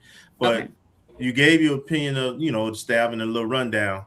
What is the most important hire you thought that he made? I thought about this question. I think I gotta say 2. So I like the DC I think that's but I also like the offensive coordinator Shouppe because even though we did a little better with the run game last year, I know that he is going to really, really, really, hone in on that run game. And I think that, with the backs that we have, I think those are the two best hires for me, Shouppe and Ryan, for those reasons. Okay, go ahead, Ash. So I like the hires as well across the board. I agree with Tashay. I did think I would see more Albany State. I'm trying not to say Alabama State. That's kind of hard to not say the other one, but I thought I would see more Albany State infiltrated into the Rattler culture and nation over here. But again, just like it was said, I'm 100% okay with what we did get. I love I think the DC is going to be the star of the coaching mix. One thing that I really, really like is the pro pedigree that's in this, that's kind of sprinkled in this staff. It's not necessarily that, everybody's a pro. It's not necessarily that everybody even plays. Some of them played, some of them coached at a pro level or were just in the room of the pro levels, and then others did play, including the head coach. So I love the pro level that you can kind of pass down all these. We know all these athletes have those aspirations. So that's always key to me. Player personnel, just all the things. I'm really excited about the staff that I see, and I can sometimes you look at staff members and individuals that are put together, and how can you imagine them meshing together? And I can just imagine this crew coming together for one common goal and just being one band, one sound. So I'm excited about the staff for sure. Okay, Mr. Producer, Bryan, if you have the list of the coaches and their positions that they're coaching, and you can put that up, go ahead and put that up. And while he's doing that, I'm gonna go to Mr. Campbell, get his thoughts on this staff and the most important hire. Well, I'm gonna say this first. I want everybody just to listen real quick, just for a few seconds. Can you believe there's no FAMU foolishness for 28 days? Can you believe that? All is quiet in social media. I don't know if Scotty, my boy, went down and took it all with him. But can y'all believe we don't want have you ever seen those signs, like when you go into a warehouse or a restaurant and it say 100 days with no accident? We need to have it. Tashay, do you have your water? Do you have your water? I feel like it's coming. The water's coming. It's been 28 days. God, I haven't seen that. I had to go on live or off script. I had to find out who people are. So I just had to start with that. I just had to start with that. And don't jinx us. Exactly. My biggest thing is, and Kelvin, we've done this show, and my thing is defense wins championships. Absolutely. And like I said, we'll go around, but I'm gonna say defense. Because when you sit up here and you got, of course, Ryan Lewis, you got Chris Cash, that was DC. Hey, DeHaan Mixon, that young man is going to be something great. And please do not sleep. Larry Williams is a DC guy, you know what I'm saying? But even though he's a director of player person that's going to dominate, anytime you got Uncle Luke saying, boy, y'all in trouble down there, I'm just really excited about the defense. Because, of course, we got an offensive coach. But, again, I just don't want to see 40 points ever again. Ever. In Bryan on the defense. So I'm just, this crew right here, and I'll say my one last thing, is that, and I think, and even with Bryan, we were talking about this team is going to tackle. Because one thing about those Alabama State teams, those boys tackled. Yes. They hit. Yeah. So we're going to go back, because what you're going to see is coaching and teaching of fundamentals. So you're not going to see a guy like, oh, wait a minute, why you didn't tackle? Now you gone 40 yards and stuff like that. So that's what I'm super excited. Excited. Yes. Kenwick Thompson is from last year's coaching staff. We've moved on. Right. I'm not sure I'm not sure about that either. Okay. So Troy. We did get 10. Oh, you figured it out. He figured it out. It took a little work. But I had to do what I needed to do in the background. There you go. He's a genius. Nice. All right, Mr. Eyebrow. What you got? So I kind of agree with Mr. Campbell. Is that the OJ glove? On the defense, but you gonna do some guarding? I'm old that's school. the OJ glow. We're gonna be killing them this year. What you mean? I'm old school. I know the defensive staff we got. We need to get back to bombs over Baghdad. We need to get back to we got more talent than you. Let's go deep. So I'm excited about the offensive staff, specifically Mr. Gray. So I'm excited about the offensive staff. Okay. All right. J Peeps, what you got? So for me, I'm excited overall just about the amount of Florida ties that are on this staff. You know, I look at, Larry Williams, like y'all were saying, Uncle Luke was, showing love to him, comes over from Florida. Ryan Lewis, another Florida guy. Funny enough, if I'm not mistaken, Quinn Gray coached in that Florida Classic that Ryan Lewis played in 2010 when Bethune was undefeated. And then, you got Ron Dugans, who was, again, I always say, he was Robin to Peter Warwick's Batman. Mm-hmm. And then, of course, to, Casey Warming, master recruiter, brought back from the previous staff. Orlando McKinley worked with Willie Simmons, worked with the previous staff, and now he's back with Quinn again. And then, of course, Billy Roll, who, guys like Ryan Stanley, Marcus Williams, Bishop all spoke very highly of. So it's just like so many, key pieces that are Florida ties that know how to tap into the counties in this state and can go get kids and are names that kids look at and say, you know what, I want to go play for that guy. Because, when he comes to my school, like, I get wide-eyed to see a Ron Dugans or a Quinn Gray or someone like that, just like I get wide-eyed to see somebody at a Power 5 school. So, that says a lot. And, I see why, so many guys decided to withdraw from the portal and come back and join us.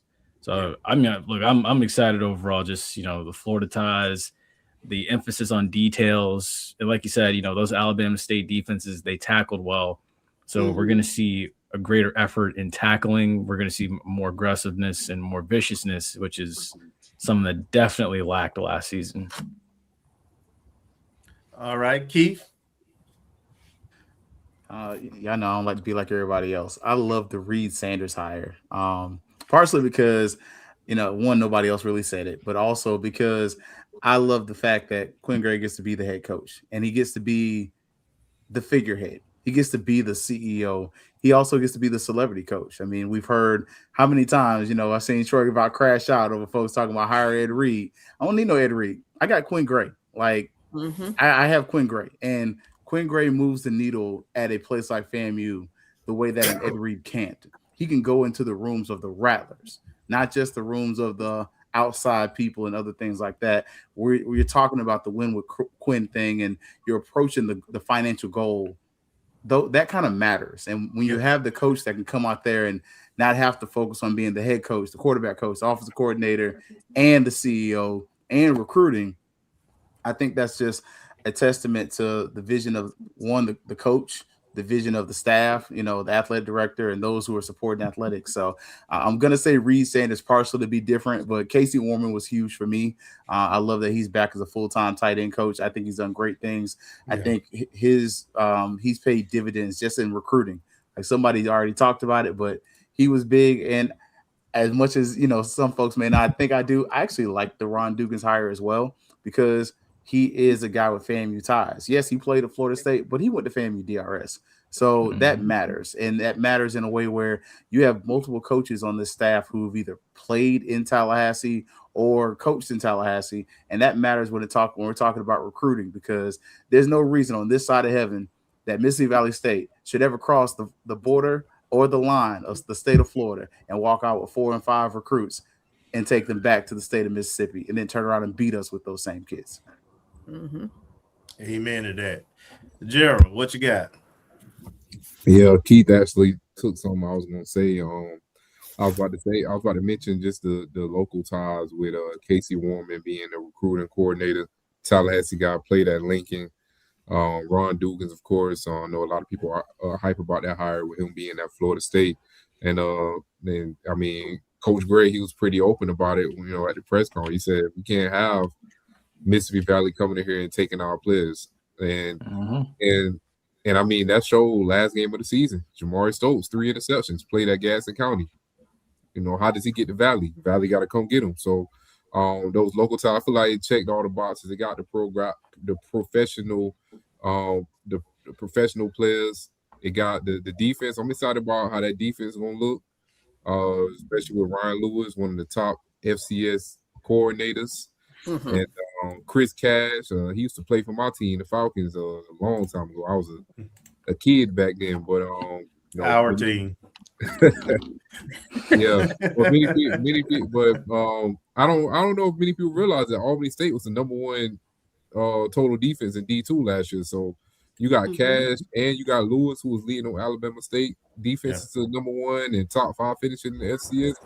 I'm ready to see what that defense looking like. I think the Dark Clouds, that's the formula for the Dark Clouds to come back, because it's been it's been pretty sunny around here the last couple of years. Sunny tonight. Marcus, talk to us. I guess the first thing, I guess other people already mentioned it, but looking at the staff hire overall, you know, we have 4 coaches, one of whom was returning from last year, our last 2 years, Andre Pope, but 4 coaches off the Alabama State defense that was pretty much in the top 5 in FCS the last 2 or 3 years. So that's going to be a big improvement. I've already started my season review in preparation for our season preview, you know, for 2026. And just looking at the NCAA stats, I mean, we fell off a cliff last year, even compared year over year to 2024, when we thought things weren't quite good enough. So that's going to be an improvement. The other thing is looking at how the duties are split up as it relates to recruiting. So we have Casey Warren doing the portal and the JUCO. We have Coach Roll with high school relations. So, you know, he's got fingers all across the state and maybe across the state line.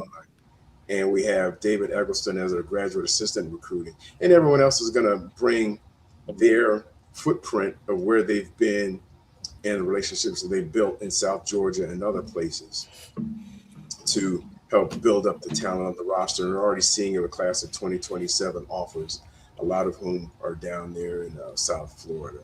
The other thing is that in terms of hitting the ground running, just having some coaches that Coach Gray has worked with before, in terms of a couple that came from Albany State, so we can implement the program and some of the schemes, and having some players who are in those schemes as well. So there won't be much of a learning curve. So I'm excited about that. I'm interested to see how things work out with the QB coach, because last week I did get a chance to see the interview with Coach Gray, that he mentioned that he wanted to bring someone along who eventually he'll start off kind of immersing himself a little bit in the offensive play call, but someone he's confident can take over, so he won't have to manage that. So I want to see how that translates as it relates to not only the quarterback, Isaiah Knowles, a transfer from Albany State, but also some of the younger quarterbacks that have committed to FAMU, see how those things turn out. But first and foremost, the defensive line coach and all the defensive coaches, I think, are going to be paramount. It was like Tashay said, we did see a turnaround in the offense and a spark in it last year, but the defense just was, I mean, total defense, we were probably in the bottom 5 in FCS, if I remember the numbers correctly. And that's unacceptable.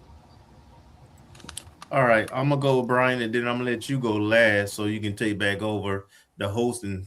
My comment is one, that I really like the fact that these coaches are experienced, successful experience. I think it matters. Man, on this show, if you watch, I said the thing with Coach Curry. I've said the same thing with Coach Beall when she came. Winners win. And so when you bring folks who used to winning and winning at a high level, and they've had the position as coordinators or head coaches, and they've been successful, I just think that translates, number one. Number two, these guys have names within the coaching field, but it's also some of the ones who, you know, played pro or coach pro. So those guys in the portal, they know what they were coached and how they were coached last year, and the names there, and they looking at, and some of those guys were like I agree with you with the tight end coach. I thought he was a good person to keep on, and we were able to keep him. But you know, these guys know and their coaches and the people they respect, they know who these guys are too, who come to coach them now. So when we go out to recruit or when we talk about player development, there's no question. You don't see any of our adversaries at other programs saying a word. It's quiet as all get out. Quiet. Because everybody understands what we're putting together. We putting together something that could be a monster, could be a dynasty. So in terms of my favorite, given how the last couple of years went, I'm with you all. I think the big hire for me right now, even though it ain't my favorite hire, but my favorite hire is a favorite for personal reasons. But the defense coordinator, Ryan, I think was huge, and he had options, right? I'm just glad that Coach Gray is the type and these hires say a lot about Quinn too. The fact that these caliber men would come and work under his leadership, and they're good people. They're really good people. I know a lot of these coaches. And they're good men and good leaders for our players also. So I'm just totally ecstatic by this staff, and I can't wait to see Troy in the fall. I think he's gonna keep most of his hair this time. You can go ahead, Brian. That'll be a good thing, right? I'm like gonna make sure everybody's all right. Some of y'all, somebody might have some ghetto bird might be hovering around somebody's neighborhood. All right, make sure everything's all right. I know what that sounds like because I had that thing hovering around my neighborhood about 6 o'clock in the morning the other day, and I was like, "What in the hell's going on outside?" I said, Brian, if that's ice, bro. That's ice in Atlanta. I'm about to say 6 o'clock in the morning. That's ice to me. That's 3 o'clock in the afternoon at the work. You better stay in your classroom for a few minutes. Oh, God. Yak. Was that Tucker Hall?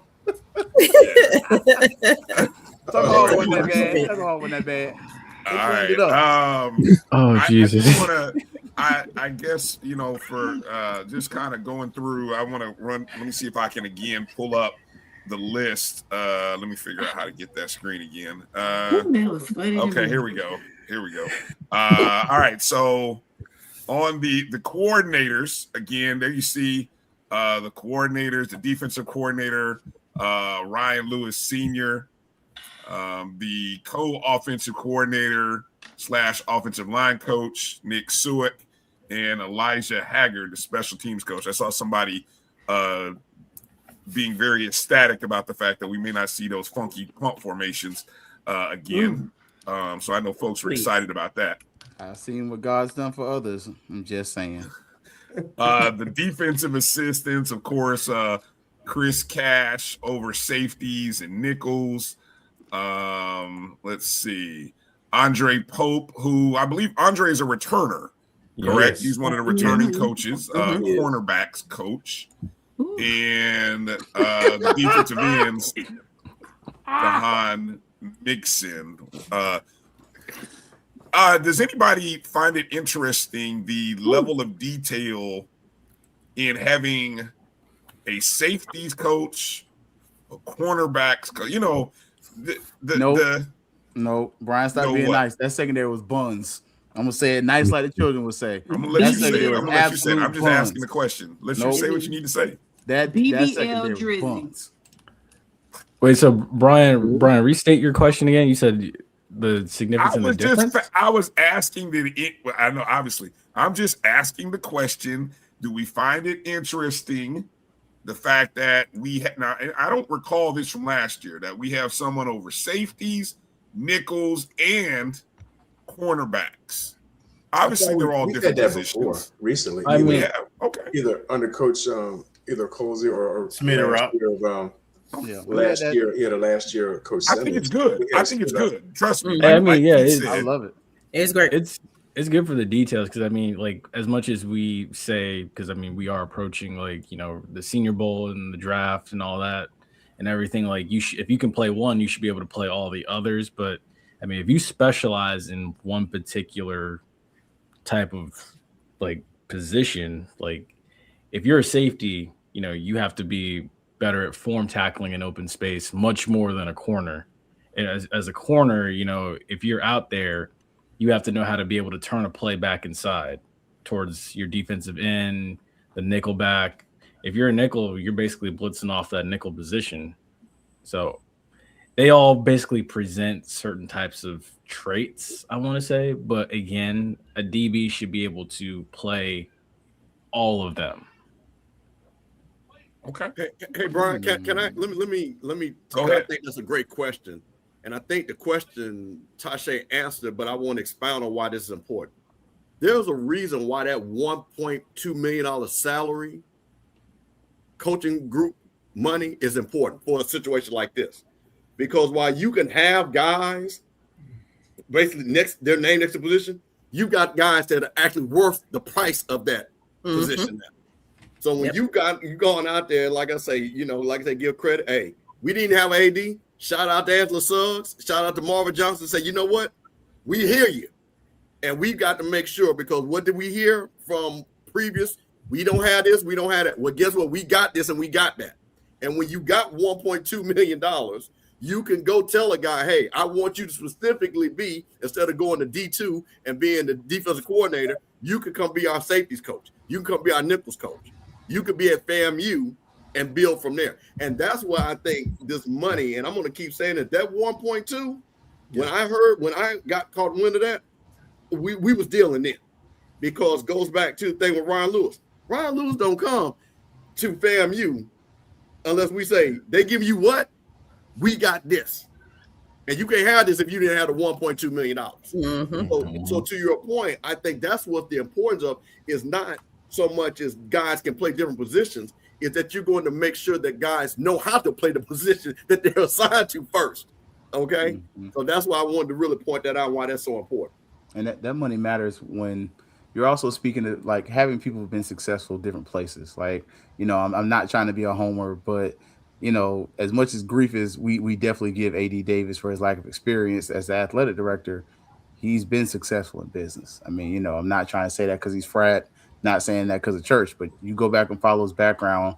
If you can go back and catch it. We had him on the show with St. Clair Moraine last week, and I went back and I was like, the dude's won national championships as a player. He's ran, he has business acumen. And if he can bring that business acumen to FAMU, that's going to be a net gain. Now, is it guaranteed? No. But is it something to where you have somebody who can give us a freaking vision? That's huge, because honestly, when was the last time FAMU's had an AD with a financial vision that was allowed to do it? I think AD Suggs had a financial vision. I don't think she was given the time to really lock it in step. But I would damn near say Milton Overton is probably the last person that we saw had a real financial vision and, that didn't just throw money in the building fund. And I'm sorry, I love the Rattler Athletic Fund as much as the next person, but it ain't doing SHI to the T a lot of times from our perspective when it comes to changing doorknobs and us seeing this tangible stuff. And so it's got to get to a place where if we're going to have these people bringing in these kind of funds, they got to give us something on the field. Coach talked about putting up lights and putting up some of these stuff. You just heard Coach Shouppe say, we're getting a turf field. I don't know how many times I've been to FAMU baseball games and the baseball coaches are dragging the field. That's high school stuff. That's flat out BS. And so to have somebody with some vision that can hopefully deliver, it matters. I'm cheering for you, Phi. It's not just because you frat, because it's really about FAMU of all that stuff. But we need somebody who's going to deliver and who's going to bring some of that stuff home. And like you said, Mr. Campbell, having that kind of budget gives us a difference and give us an edge. And, when you have ADs who have the mindset of saying, hey, we need to bring in the Fang Exchange, I think he's the first person to really embrace it. Like, we need this type of leadership. Hopefully we can keep this going. It's definitely because he's frat. Because Bryan asked, why do we have a Nichols and a DB coach? Because how did we get to that, Keith? You just wanted to shout out your friends. Okay. I didn't know that was Mr. Campbell. That was Mr. Campbell. Mr. Campbell started that. Mr. Campbell started that, dog. Listen, I'm gonna let you have that. Thank you. Boy, she shot one over about it. And you went on your Cap outside soliloquy. Now, I'm gonna say this. Now we wish him well, but he didn't have nothing to do with that 1.2. That already came, bro. Your boy was talking about J5, man. That man was nowhere around. Come on, man. It's always J5. Now, I'm gonna tell you this. Now, He gonna take credit like another AD. When that 10G clear, then you can say, now I heard it's coming. Now when that 10G clear, now you come back on here and do that. That's what we gonna get. But that 1.2, I'm gonna give it to Tasha. That was a Delta AK connection. We gonna do D9, okay? Let me we don't want y'all back. Thank you. That's all right. That's all right though. I feel refreshed now after my sip of tea. Let me move to the offense here, just in case people want to see again. The offensive assistants, the wide receiver coach is Ron Dugans. As mentioned, also formerly on the last staff, the recruiting coordinator / tight ends coach, Casey Warming. And we've already mentioned Nick as well, but he'll also be serving as the offensive line coach. Then you've got the director of football operations is Larry Williams. / chief of staff, director of football ops / chief of staff is Larry Williams, and Billy Roll returns back to the program as the player personnel / high school relations coach, and then the support staff Orlando McKinley, who will work as an assistant on special teams and a defensive backs coach, Mikey Victor, defensive quality control / Nichols coach, and Brendan Deanda, an offensive assistant as well. Brian, one thing I want to say. Oh, sorry. Go ahead, Kelvin.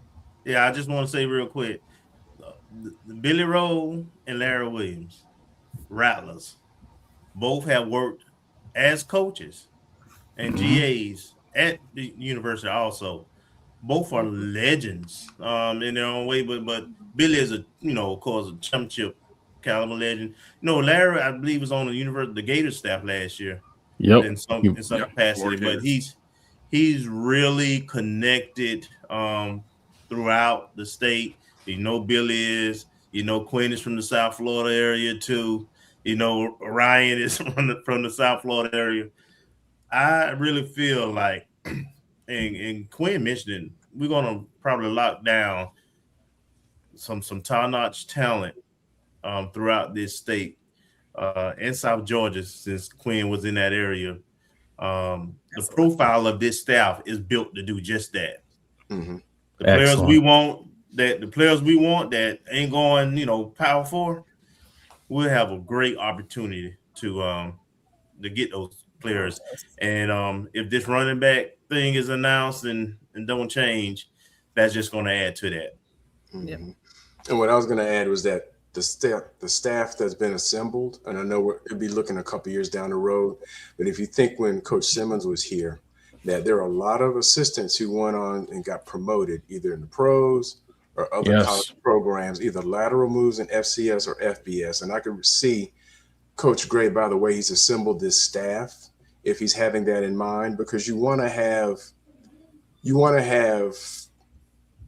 a place, a coaching staff, but not only a place of work where you can feel like you can get promoted. And I think that he's setting us up for that. Not that we want anyone to leave, but you look at the acumen of the staff, the youth, the relative youth of the staff, and the expertise that they bring. It's only a feather in our cap to say that you can get promoted from here and go to the next level, and then bring in another talented young coach or talented coach to come in and backfill that position. The other thing, I guess, that Kelvin mentioned, and I know I don't think I mentioned this on air, but I sent something in a separate chat, like you mentioned, South Georgia. And I didn't realize until 2 weeks ago, I didn't know the landscape, even though I'm from Georgia, from Atlanta, but I didn't realize how close some of those counties with South Georgia counties are to the state line that have championship level programs in terms of Thomas County, Brooks County, I think it's Colquitt County, and there's another one I can't remember, but there's like Lowndes. Yeah, Lowndes. I mean, they're like literally right there. And I asked y'all, Kelvin and Bryan, I was like, how do we not get top players or even some of the other players that don't make it the G5? How did they not end up in Tallahassee with that proximity? So I think Quinn and everyone else being there will address that. Also the transfer portal too. Like you can't discount, like, let's be honest, the University of Miami has had a pipeline to Valdosta for a little while. Like I don't not to mention the Ibis, or I cannot stand that darn Ibis, but they've had a pipeline to those schools. So those kids are skipping over Tallahassee all in general. They're not going to Florida State or FAMU. They're going as far south as possible. The GM position that was previously mentioned, and I appreciate Via Matt for bringing that up in the chat. Does any of these positions look like they may turn into the GM position, or do we still think that is a position to come? Anyone have any thoughts or insight? Larry Williams. Larry Williams. But that was the one question I was thinking about in terms of the GM. And if I was able to get on last week with Coach Quinn, I would have asked him that question in terms of having to deal with, for lack of a better term, player negotiations. Because we're seeing now on social media, all these players are having agents, NIL agents. And as a head coach, that could be a distraction. But if we're going to follow the pro model, get a person who's going to negotiate with them, be in lockstep with the head coach, like this is a player we want to get, or this is someone we're not going to get, but not that he has to focus on that. And even I think 2 weeks ago when he was on the 220 QB club, he said he was a little bit late because he had to answer some question because somebody said, what's up with, I heard somebody got this and got that. And that's just a distraction. So eventually that GM role is going to become even more prominent at our level. And we're going to have to address that sooner rather than later so that the coaches can manage the on the field stuff and you have someone doing that negotiation stuff and you just make sure you're in lockstep. But let me ask this. Oh no, go ahead, Ashley, because I was gonna let y'all, I was gonna come to you and Tasha because I wanted you to maybe touch on that for a moment. Based on conversation, is Larry Williams for sure. It's Larry Williams. And yeah, that and to your point, Marcus, is, believe it or not, has already met us talking about agents. Right. We know agents and representation, and even just a player coming to FAMU, not even talking money, just placement, because agents are doing that as well. It's getting players opportunities to be on a roster, just the basics. So it has met our level finally, and Larry Williams appears to currently, for now, play that role and to help Coach Quinn in that manner. Okay. And in the broader scope, the question is, would there be a central GM for the entire athletic department, or do you have delineation to deal with different sports? But that's another topic for another day. You beat me to the punch. I was thinking that. I was thinking, that's a lot of schools are doing that. Are doing that just in general. I don't know if we are in at that space. Things trickle for us. We don't always do it as soon as everybody else does it, but it's certainly not a horrible idea when you consider if we're going to get into the rev share, and if we're going to, as a university, and those kind of things, you need it. I have some thoughts. Go ahead. Okay. Go ahead. I'll just say that although we may not have the role actually marked out, just from our experience, each program that at least Ashley and I have dealt with, they kind of have someone that they have designated, whether that be an assistant coach or just somebody that's closer to the program that they have kind of designated to be in that role. Like basketball, we kind of communicate with someone. Yeah, we communicate with someone that is not the coach, that kind of knows the coach's vision, knows what the coach wants, and can, allow the coach to kind of deal with the X's and O's and deal with the business side. So although we may not have the position that's actually, it's not salaried or something like that, pretty much all the coaches have somebody that they kind of designated to do that kind of business. And what I was going to add, and Tasha kind of touched on it. Really, you're only talking two sports, right? And I know that Charlie. I know there was some thoughts when he first got a job, and I'm sure that they'll be there.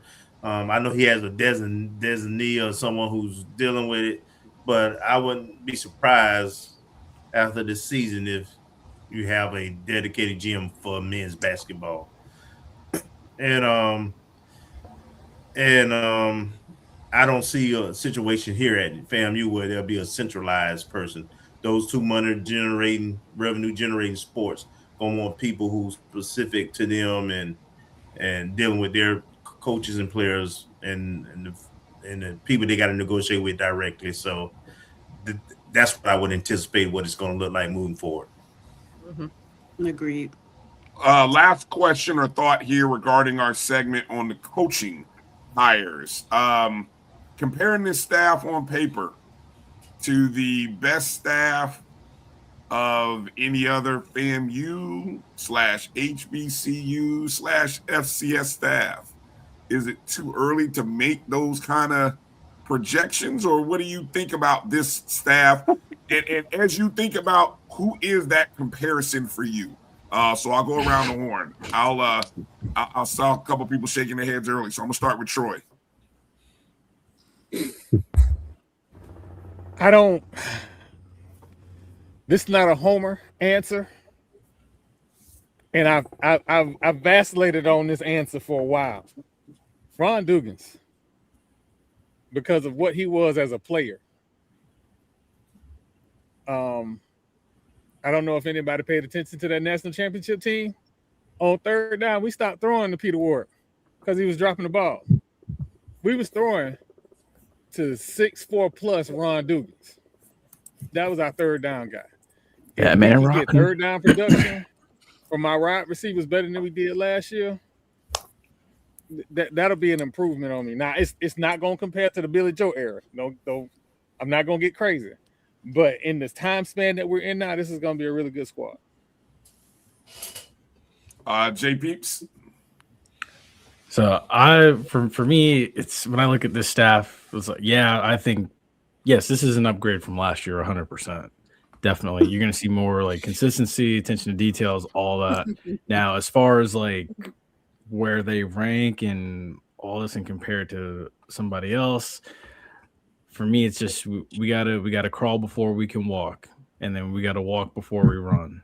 So for me, it's like prove it to me August 29th, and then again prove it to me September 6th, and then again the week after that.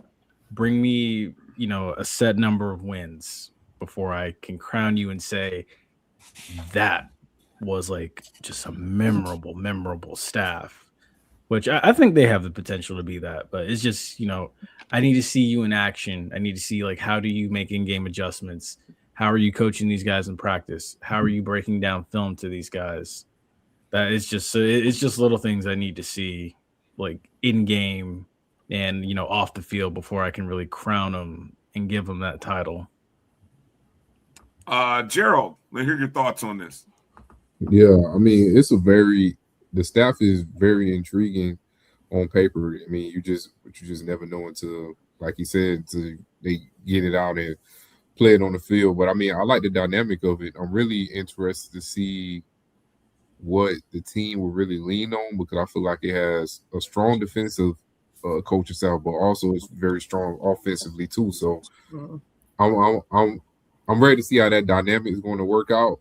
And see if FAMU is scoring a lot of points or stopping other offenses, or a little bit of both. It might change up, on a week-to-week basis. But, it's a good staff on paper. And I mean, I think we all know that, all the hires wasn't announced neither. So, it's a position on there that's missing. But yeah, I'm ready to see how they gonna work with this thing. I guess we'll get a sneak peek of it during the spring. Spring started in less than a month, so I'm ready to see how it go. I say. To be fair, I don't want to compare them to, especially not like Billy Joe or anybody, because for this reason, no other, even going back as close as Willie Simmons, nobody has had to deal with what these coaches in this current climate have to deal with as far as sports. NIL, transfer portal, this ever evolving. Although the transfer portal and NIL was a thing with Willie Simmons, just, using him. But I mean, we know Willie Simmons himself said that we didn't have to worry about NIL, right? This era, the way that things are changing every week, and Ashley and I are, even Marcus is sending us stuff. Everything is changing, and I think the attitude centered around the portal and NIL and how the athletes respond in high school and all that stuff. I don't want to compare because it's something different. They have to be different coaches, so I don't want to compare. I'm going to say on paper, I think that they have an impressive resume collectively, all of them. But I'm going to agree with someone in the comments. I think ultimately the story of who they are as coaches will come down to who they get to come in and play and how it plays out for the season. Okay, Mr. Campbell. I can answer this a little bit differently, and this is because guess what? I'm part of HBCU Coaches Corner, so I have actually interviewed 90% of all the coaching staffs in the SWAC, the MEAC, the SI, and the CIAA. So I've literally talked to coaches at this stage where Quinn Gray is and senior staff. And what I will say, and I can say this with a lot of confidence, past performance can predict future production. Yep. And because of with this staff, if I go and look, we were the first people to interview Tremaine Jackson. We looked at his staff, and Coach Cole said, they're going to win. We interviewed Chennis Berry when he moved up. And Coach Cole looked at that staff, you're going to win. I have got nothing but text after text after text from people that are in the industry that say that staff is a good staff. So to your point, will we know when it comes to wins and losses? No, we don't can predict that. But what I will say, and I'll use this because I think it's obvious, and I'll pick a staff. When people looked at Deshaun Jackson versus Michael Vick, right? Coach Cole immediately looked at the coach and said, what Delaware State got? And people that win to know, you're going to see that move. When people looked at Michael Vick's staff, and it kind of proved to be true. So when you're looking at our staff from top to bottom, we've all mentioned it, where we've got guys, our defensive backs coach led the #1 defense in the SIAC. We got Ryan Lewis for multiple years from defense. You're talking about Ron Dugas that have put guys into the pros. So these sort of things make you feel confident when you start looking at, and for me who has talked to these coaches and looked at their staffs, because one of the things too, what I also like is the youthful energy of the staff. Mm-hmm. These boys will go get these, I think one of the things Bishop Bonnet said when he talked about Willard was, I won't say what Bishop said. I'll just say he was one of us, right? Mm-hmm. You can see this with this staff, with these guys already hitting the streets. And I think EA will tell you the best thing about it, and I get this call all the time, people are trying to get in contact with our staff. I didn't get that. I didn't have nobody checking for us like that. Okay? That's true. So I want that to be clear where what we're separating. I know we don't know we're going to go 12-0 whatever to JP point, but I'm talking about the measurement where we're at right now. I can confidently say, because I did interview all these staffs and talk to coaches all the time, where we're at right now, man, listen, because I tell you, I'm going to say this again. Southern's got a new staff. They had 945,000. Our staff is ringing bells. Mm-hmm. Southern's got guys, but we got coaches. There's a difference. And I'm just saying, two staffs, no disrespect, but people in the industry, when they're looking at Southern, what they're putting together, you kind of say, oh, well, that's a name. When you're looking at Ryan Lewis, that's a coach.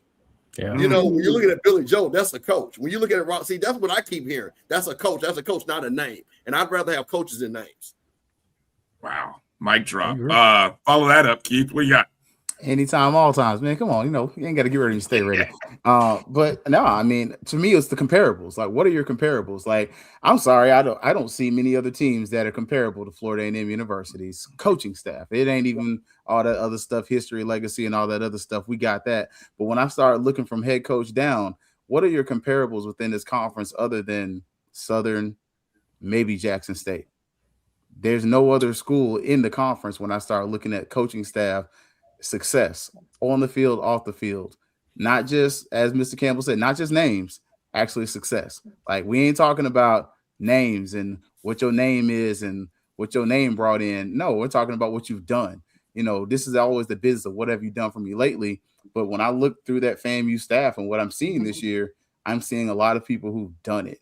And so I say it proudly. I think 8 wins. I'll say it right now. You can strike it. I don't care. I said last year, hey, this is going to depend on the quarterback. Guess what? I said the quarterback stuck from game 1 to game end. And guess what? It hung on the quarterback. This year, you got a coaching staff. It's better. They're going to realize who can and cannot play. You can bet an eyebrow on it. I'll bet 2. 7 to 8 wins. It's going to make a difference. Coaching matters. The skill set matters. And when you have an amalgamation, I saw the word Voltron, but I got to use them big words because it's a show off of this FAMU degree that my parents and I spent this money on. But we have an amalgamation of talent and a justification in a strong juxtaposition of this stuff we had last year. So who? I'm saying all that. What'd you call me? So I'm saying all that to say this. We got a real strong roster. We got a strong team. And you start looking at some of the players they brought back. Hey, y'all kept saying we got a real strong defensive staff. Start looking at the offensive talent we brought back, though. Because you got an offensive mastermind and you got some offensive talent. And I'm just saying, you might be trying to address the fact that, hey, when spring practice come in, that offense might be ahead of that defense, and we're gonna have to see if we can match them up. Because I promise you, if that defense this year meets the skill level of the coaching that it has, it's gonna be some fun in Bragg Stadium this year. Hey, can I piggyback on one thing that Keith said? And I think this is what people, to your point about what we have, when you look at the conference and look at who we got transferring in as a quarterback, we're going to have one of the most, if he potentially becomes a starter because he was an all-conference player, we're going to have an experienced quarterback. We're not going to have a guy that just transferred in and we hope he can play. This is what I'm talking about, not names, production. So when you start looking at the conference, so you look at Lockhart at Jackson State, Andrew Bonnie most likely is coming back to Alabama State.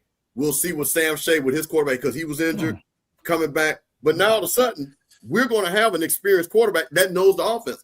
That's going to mean something when I'm talking about coaching and things like that. To Keith's point, where now you got guys that now we ain't got to go all the way through the spring, all the way through the summer, and because they haven't been here, don't know the offense, and we got to water down offense. So I just want to point out because that's very important what we're bringing back and what we got coming in. Ashley, go ahead. I don't know who I should be comparing the coaches to based on the original question. Internal coaches, external, outside coaches. What I can tell you is that I'm just confident that the Tucker Hall defense and the Butterfinger wide receivers are a thing of the past. That's what my confidence lies. And it's not about Jimmy's and Joe's. It's about the coaches and the bros. We got some coaches. They got a resume and put some things on the field that will give us more like this offseason. I am very peaceful about what's happening in that field house. Now we still have to see it play out. We still have to see the continual recruiting and all the things, but I have confidence. I am not like, oh, what if? I recognize there's some things we need in some places. We need to fill some holes and spots in. That's just what it is. I'm not lost on that. But am I worried? When I look at the resume, Mr. Campbell just said it. We got some coaches. And that's what gives me peace to say we got some coaches. And as an ex-athlete, I've seen the lesser talented athlete have more production because the coach coached them up. It's not always about you got to be, you need some talent. Don't get me wrong. Mm-hmm. But if a coach can coach, they'll make it happen. Hello, Indiana. Hello. Yeah, literally. Marcus. Yeah, I guess my sentiments are kind of lie with some of the earlier comments that, we have to see it. We have to see the rubber hit the road. But in terms of past success and the potential from what we've seen and what we know about the coaches, with the exception of the young man who's actually, I guess he had a cup of tea with the pros, Mikey Victor, but everyone else we've seen coach before, they're coming from a successful program or moving up the ranks in the coaching profession. So we know that we have high expectations and we have confidence that they'll meet those expectations. So, but I don't have any comparison because we don't have anything quantitative to measure against yet. Gotcha. Kelvin, wrap up with you. Yeah, so this is based on potential, right? This has nothing to do with what they've done here, but what they have done is elsewhere. And so I'm gonna approach it like this. I think about some of the great staffs and coaching trees because I'm a big coaching tree guy. And I think about the staff when Alcorn was making all those runs, and who was on that staff, and how many of them ended up being coaches, head coaches, and been successful. I think about Broadway at A&T and some of the guys he had on that staff, and same thing. A lot of those guys left and were successful. That's how Willie's staff is similar to. He had a couple of them that went pro staffs and everything. So that's the caliber of staff I see it as on paper as of right now. You've got guys who collectively, like we come here collective as the Avengers and bring out different talents, and people like to see us together because they appreciate what we bring to the table. That's how I see our staff, this football staff. I see it as a FAMU Avengers football, and so I anticipate greatness. As expectations are high, expectations should be high, and like I say, winners win. So we'll see, but this is a very good, strong staff. Hey, Bryan, can I just, because we're talking about coaches and Marcus, because we've talked about the big names, right? All the names and stuff. But Marcus I'm gonna talk about Mike and Victor because we didn't get to that, but I want to make a point. Why you hire a guy like Mike and Victor? Because you got Coach Lewis and Cash. They're gonna be on these kids' ass, right? Just because that's what coaches do. But you got a guy that's gonna be able to pull those young guys and say, hey, listen, that guy coached me. That guy coached me and get me to the NFL. Let me explain to you what we're trying to do. And he's played at a very high level. So he's going to be a great buffer between the coaches to the young guys when there's maybe an additional message that needs to be put out because he actually performed and he just did this recently. So I think, again, when you look at those type of hires, to Kelvin's point of that tree, you bring in a guy that says, you know what? I just recently coached him. He played at a high level. He was an all-swag guy. Now I got him. So if I need that additional, after practice, he's going to be the guy out there with those guys. So I just think Marcus just made a great point of the depth of this staff. And I just want to point that out why that's a great hire. Mm-hmm. Well said. Well said. All right. I know it seems odd, but let's take a break. Give everybody a chance to either run to the bathroom, get a drink, and come back on the other side and talk about this exciting 12-game schedule that you see on the screen from left and right. So we'll go through the schedule and talk about some of our favorite games, talk about this amazing home schedule with, if I count it right, 1, 2, 3, 4, 5, 6 home games. That's right, 6. Wow. 6 home games. 3 more in the state. 3 more in the state. So, I mean, we're talking over 3/4 of the season right here in the state of Florida. So we'll talk about that. And then, of course, folks are already putting out projections. I'm not going to say Gerald. who, but Gerald, speaking of, one question here from JT. JT's kind of encouraged here.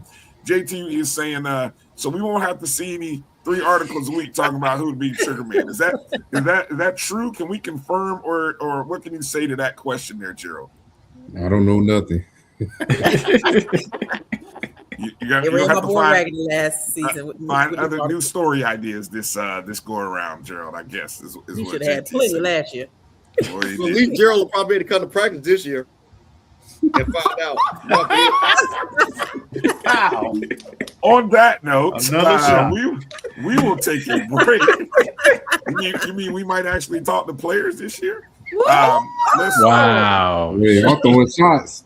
I'm sorry. I did it for you, Gerald, because I knew you couldn't say it. Yes, I'm glad you said it because Steve started that. I'm gonna go to a short break and come back on the other side. You're watching the O&G StrikeZone right here on the Black College Sports Network, talking about the 2026 football schedule coming up on the other side. This is the Dean of the College of HBCU Sports, Kenyatta Cavill of Dr. Cavill's Inside the HBCU Sports Lab with Mike Washington and Charles Bishop. Come mix it up in the lab where the course lecture is in session every Tuesday from 6 o'clock p.m. Central Standard Time on Facebook Live, YouTube Spreaker, or the BCSN app, as we discuss all things about the HBCU sports culture, including exploring the week that was in the sporting HBCU diaspora, as well as the upcoming week of HBCU sports. With me, the Dean, the College of HBCU Sports, on Dr. Cavill's Inside the HBCU Sports Lab with Mike Washington and Charles Bishop. Course lecture dismissed. Looking for the ultimate cultural experience of 2026? The Zora Outdoor Festival of the Arts is where you need to be.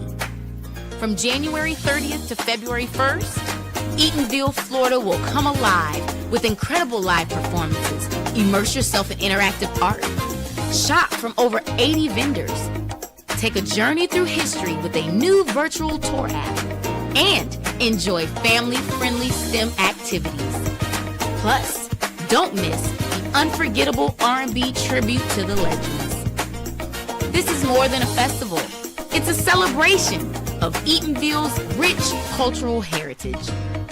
Visit zorafestival.org for tickets. You're looking for the latest information on Southern University sports, the Southwestern Athletic Conference, and HBCU athletics. There's only one place to go. Tune in to the Carlos Brown Show, exclusively on the Black College Sports Network. When it comes to professional learning, teachers deserve better. From the leader in online learning, Stride brings you the Stride Professional Development Center, an on-demand library of mobile-friendly courses that gives teachers choice and flexibility, allowing them to learn anytime and anywhere. Our dynamic courses provide bite-sized learning and help educators advance their knowledge while also gaining professional development hours. It's time you take charge of your learning. Visit us today to get started. It's never too early to plant the seed, to share the tradition, and instill a sense of pride in your HBCU with your little ones. HBCU Pride and Joy Children's Boutique helps you share your school spirit with a wide selection of adorable kids apparel and accessories officially licensed from your favorite HBCU. Visit hbcupridejoy.com and follow us on all social media at HBCU Pride Joy on Facebook and Twitter. For over 30 years, HBCU Image has been more than just an apparel store. We've been a movement, a statement, a legacy. We celebrate the pride, the purpose, and the culture that make historically black colleges and universities legendary. HBCU Image, a Kenny T's company.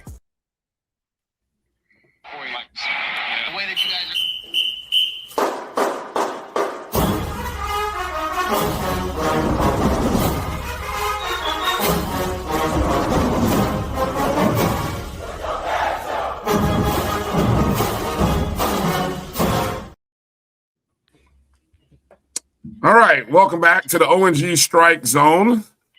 It's the team. It's the Avengers. As everybody's here, Bryan, Kelvin, Keith, Mr. Campbell, Keith, Ashley, Troy, JP, Sashay, and GT3 in the house. All right, everybody's excited about the 2026 football schedule. You know, first off, shout out to Coach Gray. Dropping the coaching staff when he dropped it, where he dropped it. You know, the football schedule coming out. Gotta be careful here. Let's just say, you know, look, it's already drinking water. A lot of people were I'm glad you're drinking water. I'm not. Yeah, well, look at you. Good for you. This Wednesday night. Seems like it's Wednesday 5 night. o'clock somewhere. Yeah, that's Seems true. like that. The schedule seemed to be floating around, and some might say the NNN for probably about a good week before it actually dropped. Yeah, something like that. It was running around out there. We ended up being the second school to actually officially drop their schedule. Alabama A&M was the first school to drop it, and then we officially dropped it. Was it Monday? Was it Monday when it dropped? Monday afternoon, something like that. It says the 26th. Officially. Right, officially. That key word there, officially. So wait a second, hold on. Why we still got Gerald? Okay, that's not supposed to happen. All right, Gerald. Another way how to do that. Gerald got highlighted. That's all. All right, Gerald got highlighted. I got to figure out nothing against you, Gerald.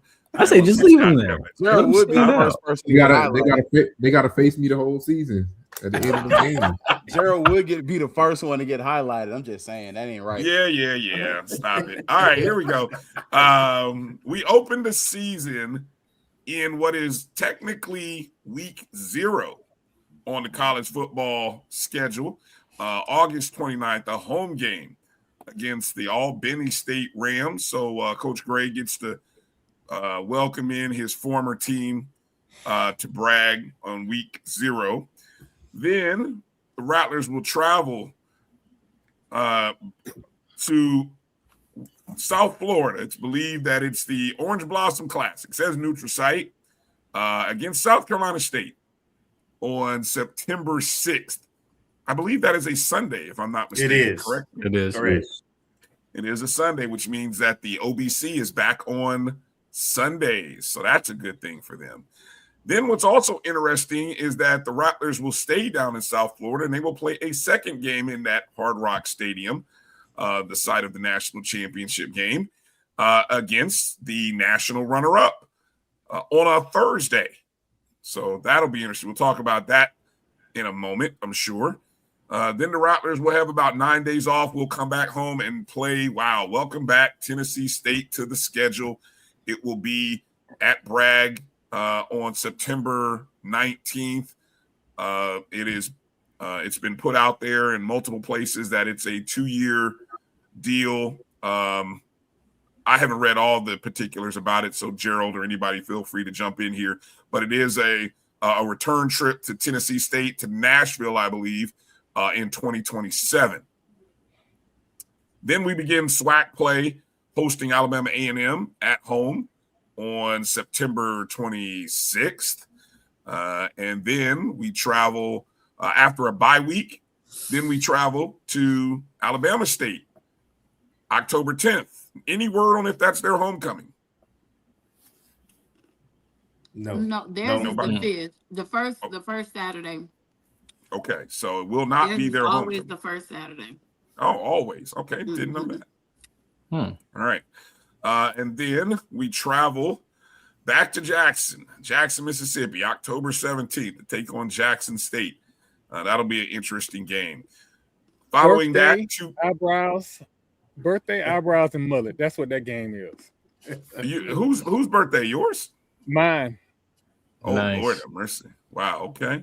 Well, there we go. I can't wait for that one. Then we come back home after a 2-game road trip. We come back. I believe that is homecoming, October 24th against UAPB. This weekend. Yeah. And then Halloween against the Jaguars. That should be a fun Halloween in Tallahassee. Boy, that's going to be a scary game for the Jaguars. No pun Clemson intended. Tigers going to be in town playing Florida State that same weekend, too. God, that's going to be Is the fair going to be in town that weekend, too? Fair don't start typically now to the first week first Thursday in November. Okay. Yeah, I think we have 3 conflicts, or not 3 conflicts, 3 weekends where we have games with FSU and FAMU at home. I'm willing to bet that the FAMU Southern game is going to have more intrigue behind it than Florida State and Clemson. I feel like Mike Norvell might not even be employed by Halloween. I'm about to say Game 3. He'll be going by game 3. Wow, that's the prediction. Yeah, he may not make it. He may not crawl out of Tuscaloosa. I'll be interested to hear your guys' opinions on the times of that weekend in games a little bit later here. But let me finish up. We move into November, traveling to Lorman, Mississippi, to take on the Braves, Alcorn State. Then we welcome back Valley. Oh Lord, dare I say, a must-win game. November 14th, back in Bragg, last game, home game of 6. And then, of course, the neutral site in Orlando against Bethune. There is your 2026 schedule. All right, guys. Nope, there we go. Favorite games. Let's go around the horn. Let's hear your favorite games. Gerald, what's your favorite game on the schedule, or games on the schedule?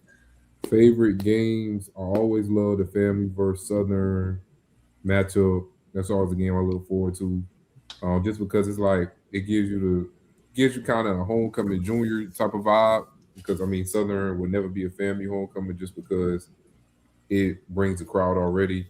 I can just pick one. Or I can pick another one. Go ahead. Yeah, no, you pick more than one. Another one.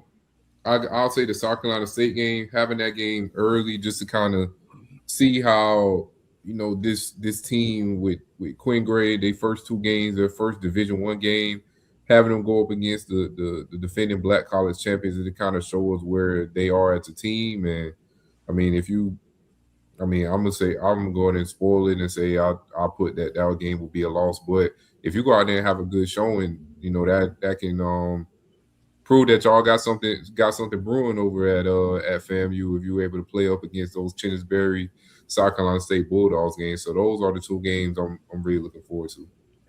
All right, Tasha, your favorite games on the schedule? My favorite game, hands down, without a question, is the Tennessee State game.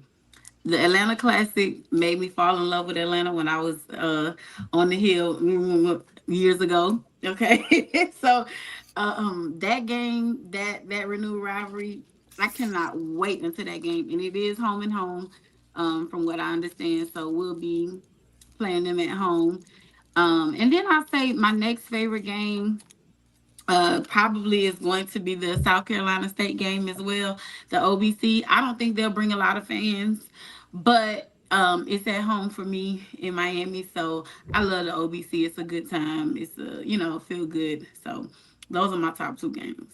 All right, Jay Peeps, your favorite games? So my favorite games, I'm gonna go in order here. September 6th, Orange Blossom Classic. Looking forward to that. You got the defending HBCU national champs in your state. You're facing off against them. Plus, Labor Day weekend in Miami. Who doesn't love the beach, mojitos, and football, of course. I need to come ahead with you. You doing all that? We're the away team though, so it's gonna be hot. Y'all better leave the mojitos at home because that side of Hard Rock Stadium will burn true. you out of here. That's true. That's why we're gonna have mojitos after the game. And we're gonna have them on Saturday as well.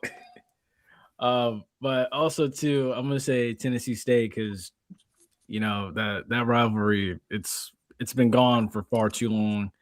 I was at the Tampa Classic, and we almost thought that the game wasn't even gonna happen because there were so many people that swore Ray J was gonna be underwater, but thankfully the game got played. But we owe them, we owe them one because it's been a minute since we last beat them. And then, of course, looking at Jackson State, that's going to be a battle. I wouldn't put it up there. My Lord. Wait, what? I don't know. I was on mute. Wasn't me. Yeah. All right. I'm just going to keep on going. I don't even know what's happening right now. But, I mean, outside of homecoming, of course, too, you look at the Southern game. Of course, Halloween and Bragg. I think that's going to be an exciting one. That's also a rivalry. And then, of course, Florida Classic there at the end. We owe them. All I'm going to say is just, eat, sleep, beat the hell out of Bethune. Repeat. All right, go ahead, Troy. I don't have one game. I don't have 2 games. I got 3. So first off, Orange Blossom Classic. white linen got parties and that crew that say they want to run me one because they got beat in Tallahassee the last time and they blamed it on the refs, you lost. They did. But come on down. Let's enjoy some conch salad. Yeah. The Tennessee State game for tradition. The most black national championships in all of HBCU. Those are the two blue bloods for real. I wish it was more at stake, but again, it's a rivalry of sorts. So yeah, let's get it. And then, like I said, for them people who swear to God they don't know what mullet fish is, for them people who I couldn't get to Jackson for my birthday the last time because of a hurricane. Because I lost an eyebrow because of them. Like I said, it's going to be smoked mullet, eyebrow bets, and birthday celebrations. And we're going to hug it out after everything over with because I want to know where the blues joint is before I leave. Them my 3 games. Are you talking about Jackson, Troy? Yes, I am. Are you going? Yes. Okay, we going. Me and Ashley, we went last time. We had a good time too, didn't we, Ashley? Sure did. Sounds like we might need to reserve Johnny T's for the post game celebration, right? Yep. Well, that's not like it might be a takeover. Yeah, I'm in. Sponsor of the Off Script channel, so no, we got to go to M Bar. I get paid from the M Bar, so now y'all got to come to the M Bar. Shout out to the wherever. There it is. Okay. Got to get the channel sponsor. Okay, sounds good. Yeah, you could keep the mullet. I'm good on that. What? Oh my God! What is going on? That's okay. It's been mullet in a while. Wow. Mullet. Ashley, favorite games. So, absolutely Tennessee State. That just brings back all the memories and nostalgia. No question about it. Super excited to see that one. That one was a surprise for me too. Yeah. Although, we kind of heard and knew rumblings of some games we would or wouldn't play, but Tennessee State totally surprised me. Super excited about that one.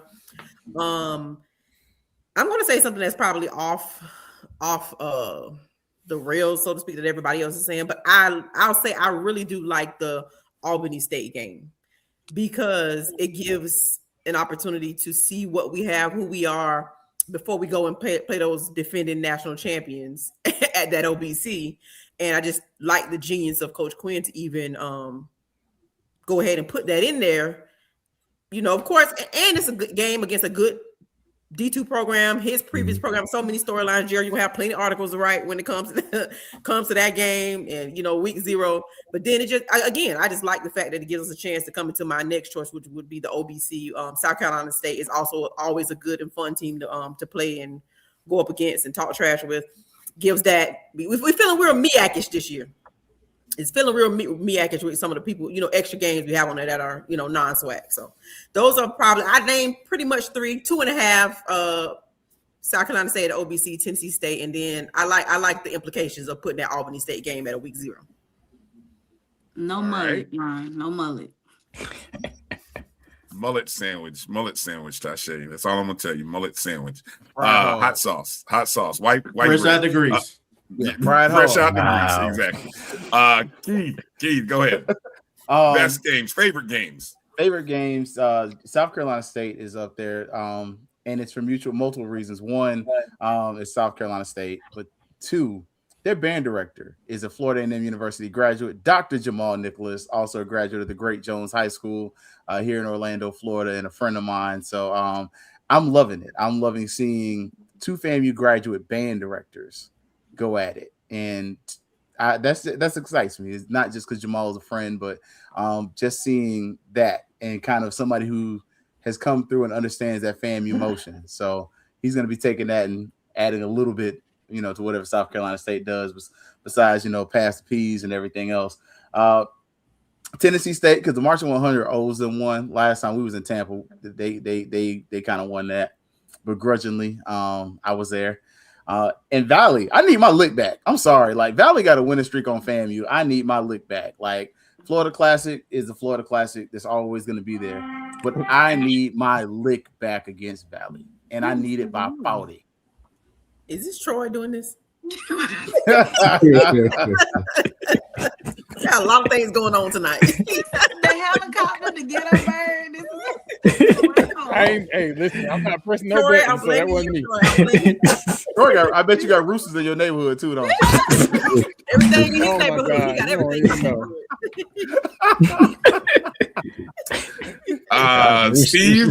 Steve, what's your favorite games of the schedule? Man, listen, it starts and stops. I've got a couple, but listen, we came into the conference when this school brought in a guy from Florida, and this guy, and it was the standard bearer game until we fell off for a year. But man, listen, that Jackson State FAMU game, and I talked to Doc. The Marching 100 will be in the building. I said, if I got to put them all on my Escalade, they got to be in the vet because they was in the vet last year. 2 years ago, we would have won that game.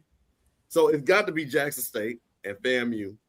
But then after that, I'm super excited because my guy just 1-0. We just want to go 1-0. So you got Chennis Berry down in Miami. So man, we can go 2-0, 2-0. You know, it's not the world. And then, you know, as somebody old school, and it was mentioned, I'm happy not for us, but I'm happy for Tennessee State because they have been wanting FAMU to get back on this schedule for a long time. And it's not the game for us, it's for the game when we go up there why they're going to be excited. For the Marching 100 to come to Nashville, been a long time. I know we played in that, but I remember when we would have to go to Nashville. I go old school back then.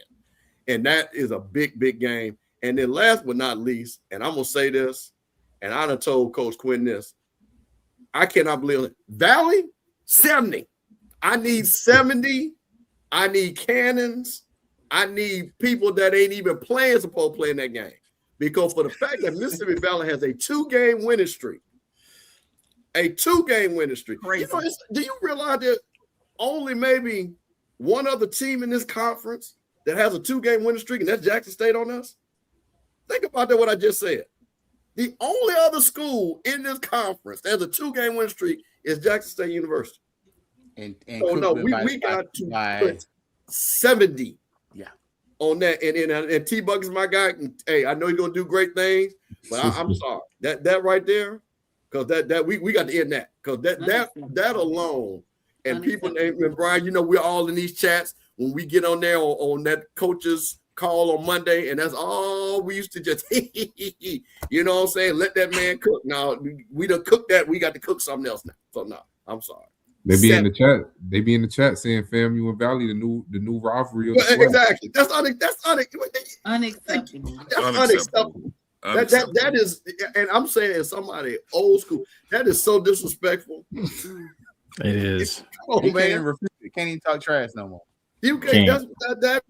That is unacceptable. So yeah, so that Valley game, yeah, that's it for me. Marcus, your favorite games on the schedule? For me, it's I guess Tennessee State, just renewing that rivalry, and hopefully it'll renew it not only for folks who remember it back when, but also rekindle it for the current student base and going forward. And the other one for me is Alabama State, because now, you know, if Andrew Body comes back, you know, we get some lick back for that whooping they put on us last year, but also the intrigue of the other coaches, former Alabama State coaches, going back to the stadium and seeing how things play out. So there's going to be a lot of intrigue going on there. So that's probably the one that I'm looking at too.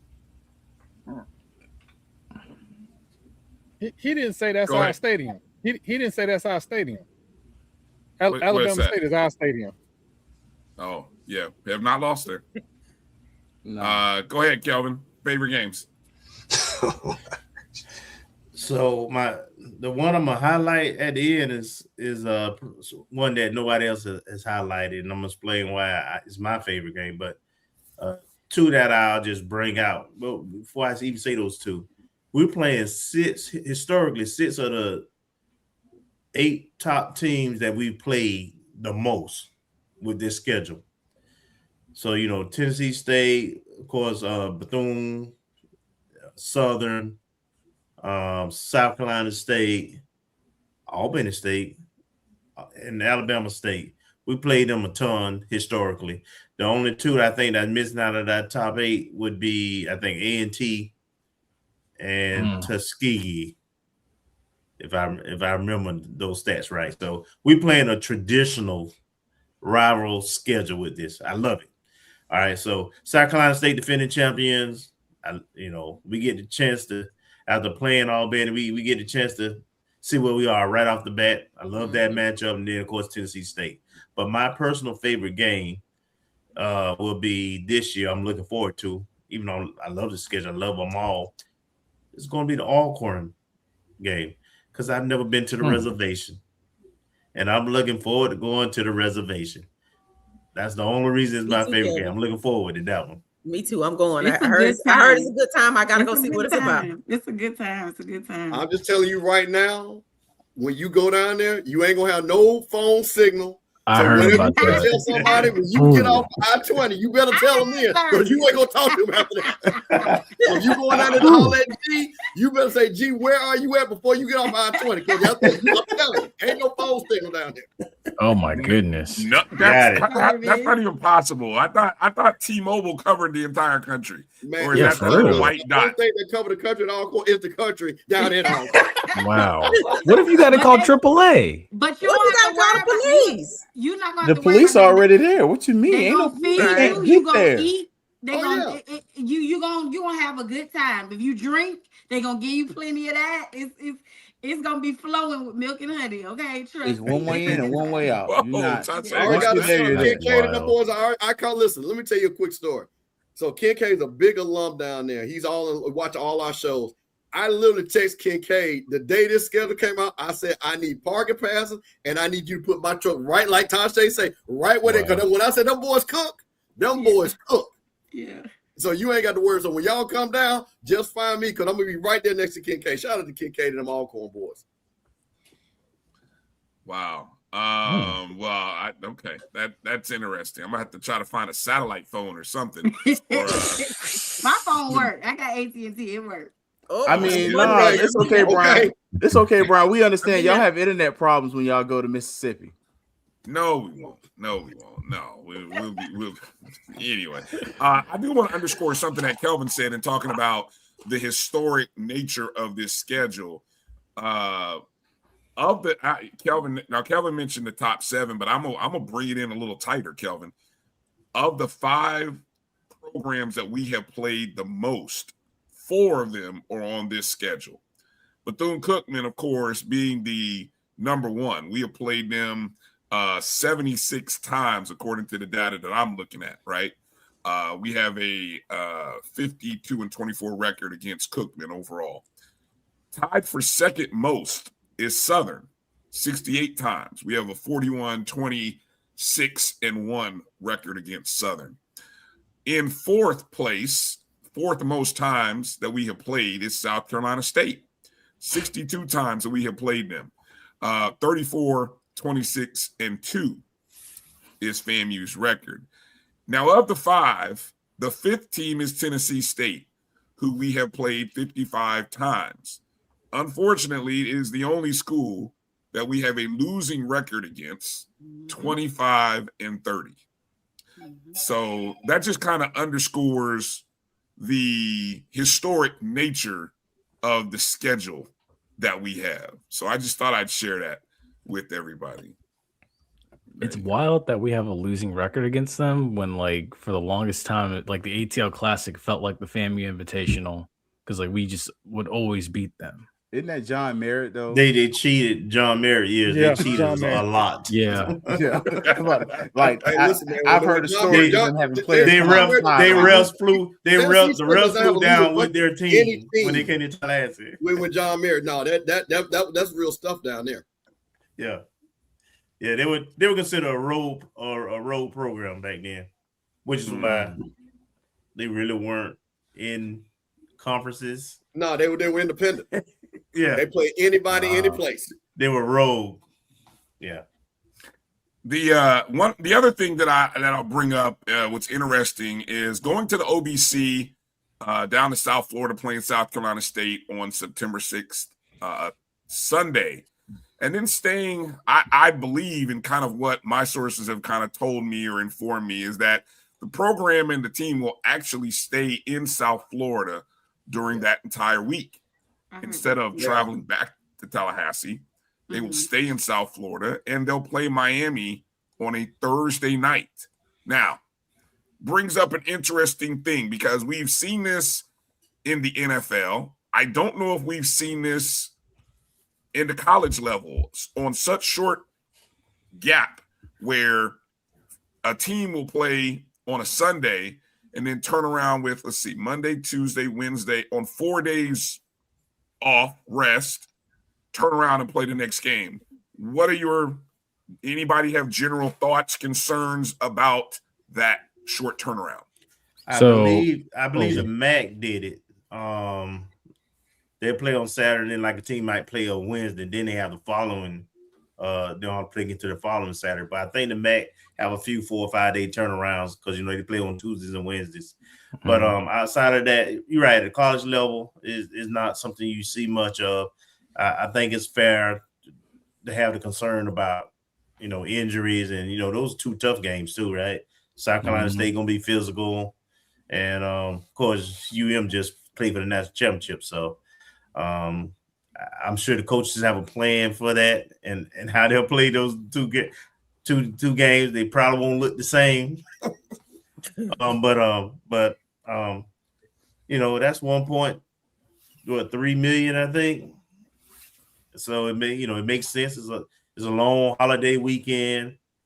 Well, you say it makes sense, but I'm just going to play devil's advocate for the student athletes. Wait, that's Troy's job.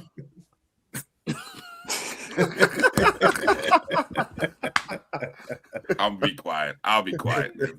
No, that's fair. I started off by saying it's fair. That is a legitimate concern. Player safety, that's a legitimate concern.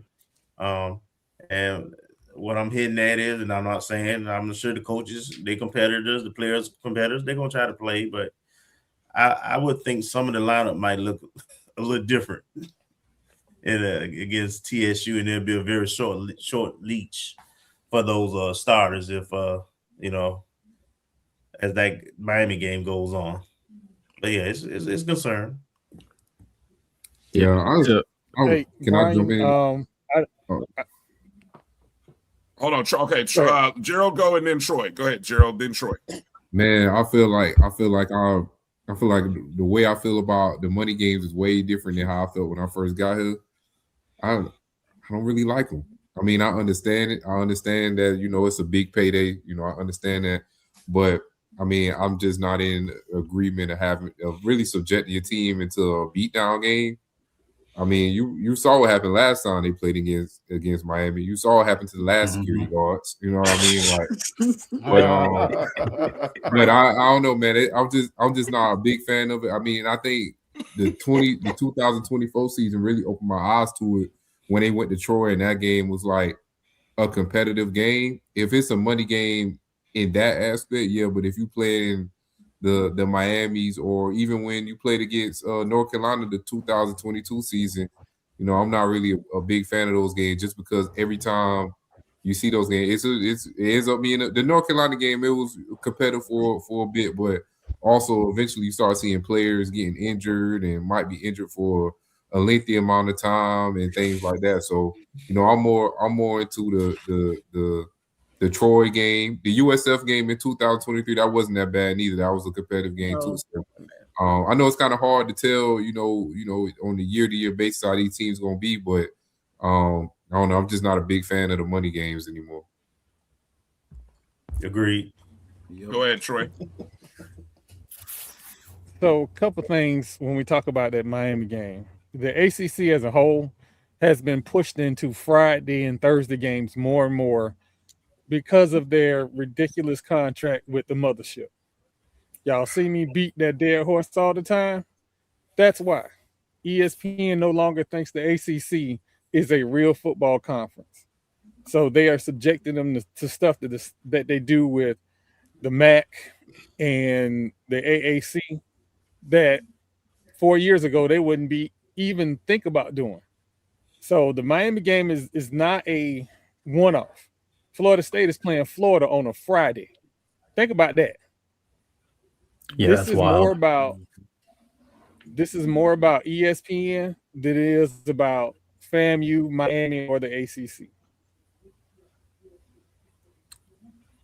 All right. So the only saving grace for that is I was just looking at the bye weeks. And so those first 3 games, it's really quick. I mean, I saw some place where it was like 2 games in 4 days pretty much. I don't know what game plan you even put out there for Miami. I mean, it's not going to be the same team for the most part. They are getting that quarterback from Duke. But then after that, you do get a nice little break before Tennessee State. And then you get a bye week before that second half slate. But I'm with y'all. Like, I don't love the beatdown games.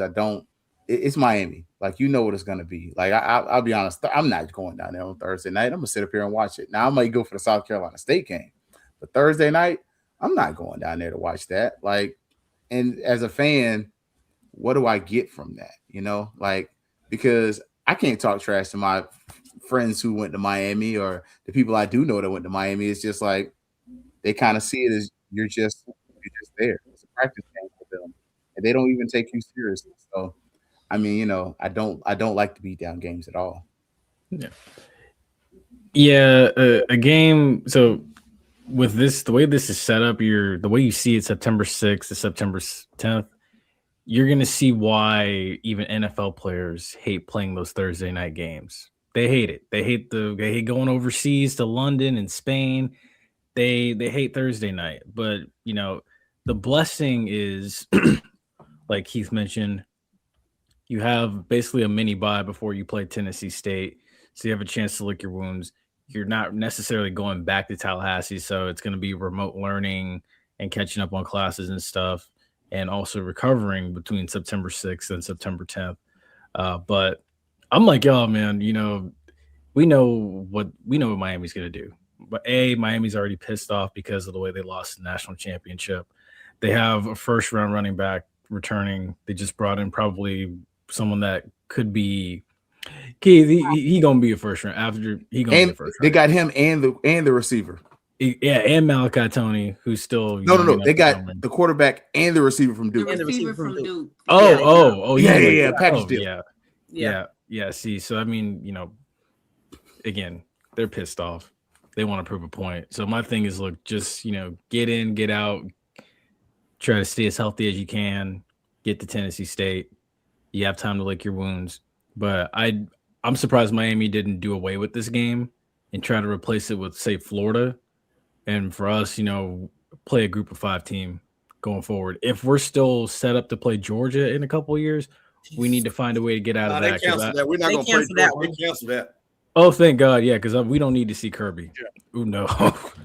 Thank God. But, yeah, you know, again, that mini bye is going to come in handy. But I hate the quick turnaround. And just to put into context for people, I just looked this up off of what Troy was talking about in this ACC Miami schedule. Miami is playing the weekend before. They are playing on a Friday in California. So they're playing in against Stanford. And so obviously so it's not like they're sitting at home in the East Coast time zone relaxing. They'll be traveling. And so, you know, for whatever it's worth, it's not like they will have that much more of an advantage over our athletes in terms of rest, travel, recovery. So I just thought I'd put that out there.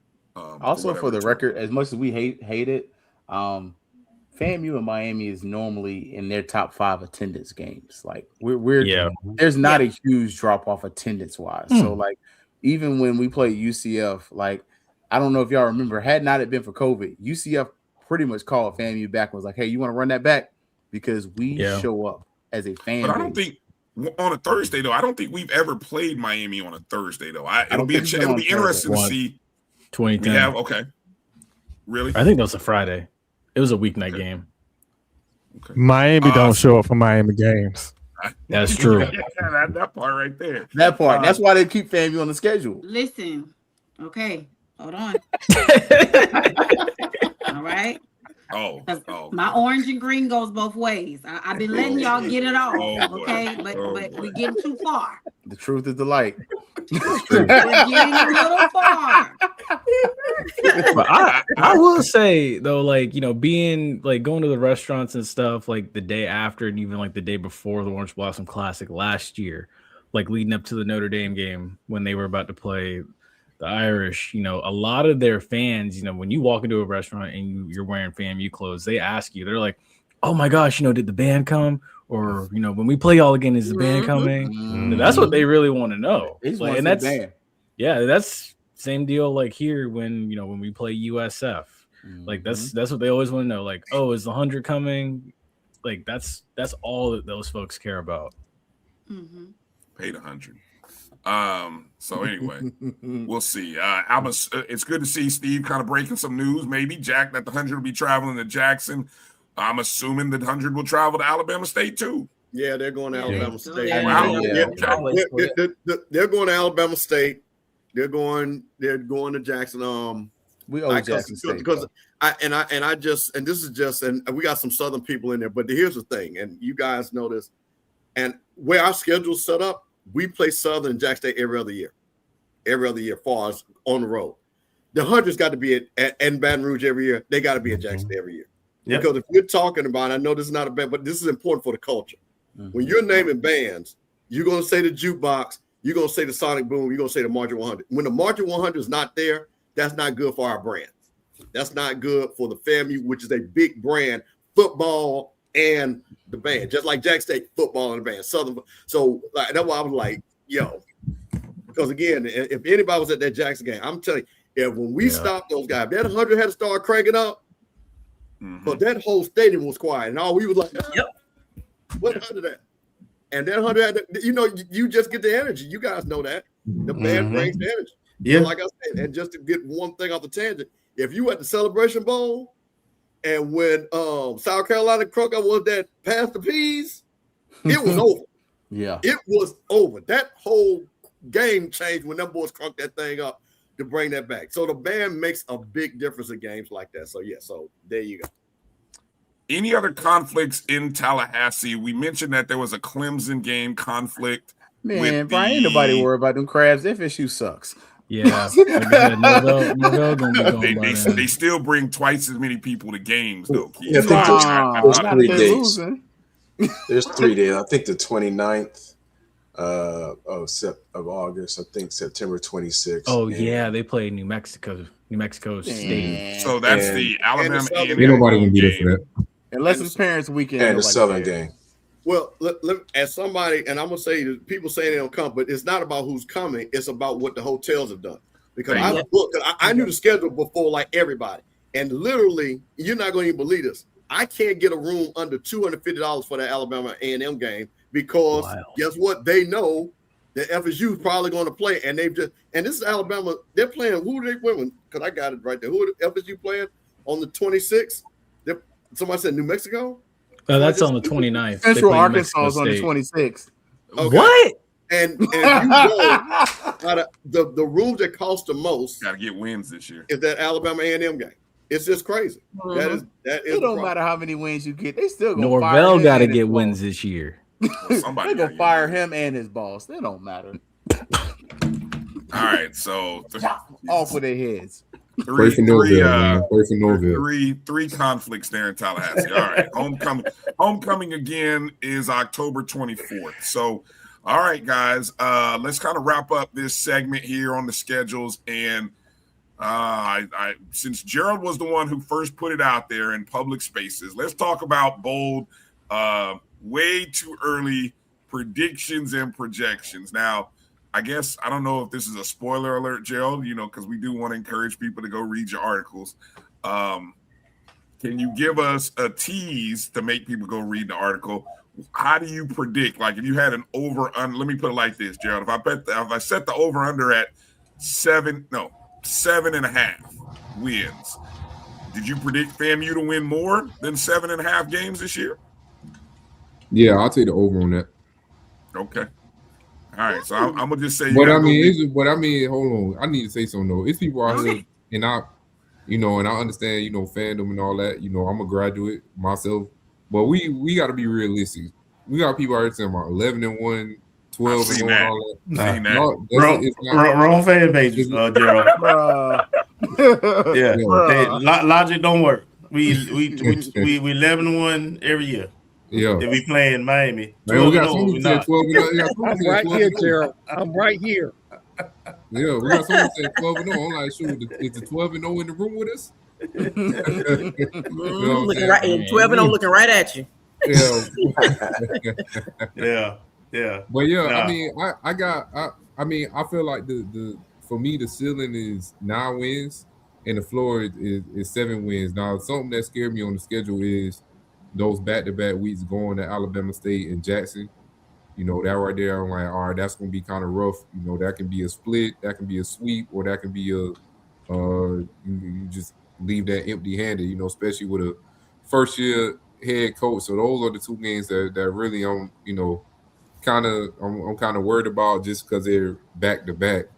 But, I mean, I'm going to say if FAMU going to win the Classic again this year. Yeah. They're going to win the Classic. They're going to beat Tennessee State. That's South Carolina State. And this is as of right now. That's South Carolina State. Which Classic? I'm sorry, Gerald. Which Classic? Because we didn't win any Classics last year. What Classic are you referring to? The Classic. You got to break it down because. Yeah, the Classic. Florida Classic, man. Oh, okay. I'm sorry. The Classic. Bro, it's late. It must be late. I'm sorry. It is. It is. And he ain't got his earrings in. So you ain't had none of my stuff? But yeah, I feel like FAMU gonna win the Classic this year. I don't think I'm gonna come off of that hill, you know, right for the season. You know, unless if granted entry into practice this year, see something that may not, be whatever. But I don't know. I'm kind of nervous. I'm nervous about that South Carolina State game too, just because I mean they always a formidable opponent, and I mean, like I said, you got a first-year head coach, so it's gonna be a adjustment period for him. So, but I think it'll still be a season that a lot of people will be happy about. All right, Troy. Oh, we love to hear your predictions, Troy. 12 and 0. You about to say 12 and 0? No, I'm not. No, I'm not. But so everybody wants to say first-year head coach, right? It's like a pimp named Slickback, right? You got to say D2 National HBCU Championship coach, a pimp named Slickback. You got to say the whole thing. Now, I get we done been through some trauma. We done been through some trauma. And trauma makes you not have hope. But looking at them all in for Quinn numbers, I think there is hope. And the hope is we ain't finna be rational. You got Miami on the schedule. You got TSU on the schedule. I'm gonna say 10 and 2. I really want to say 11 and 1, but I'm gonna say 10 and 2 to be safe. And if you feel some type of way in Jackson, we can bet eyebrows, press ons, or chest hairs. It don't matter to me. This is great. You know you ain't got but 2 eyebrows versus 10 press ons. You gotta be careful about the numbers. That's why he bet the chest hairs too. You got the one chest. You got the one chest, Troy. I'm just letting you know. Which way you shaving though? Which way you shaving? You can shave. Wow. And okay. J Beats, let's hear it. All right. So right out the gate, I'm looking at just the first half of the schedule there. So I'm predicting 4 and 2, and I'm just gonna say 4 and 2 going into Jackson on the 17th. I think at that point, you're still proving to be formidable. I think your 2 losses are in that, that little 4-day span right there. I think you can get past Alabama A&M. I think you can get past Alabama State with or without Andrew Body coming back, because I think you're going to have a more formidable defense this time around, one that knows how to tackle better. My ceiling is 5 and 1. That only loss being Miami, because if you come out looking, just all elite, which I know that's a little bit of a stretch, then I think, even more so, the SWAC East is coming down to October 27th. I definitely think that. My floor is 3 and 3.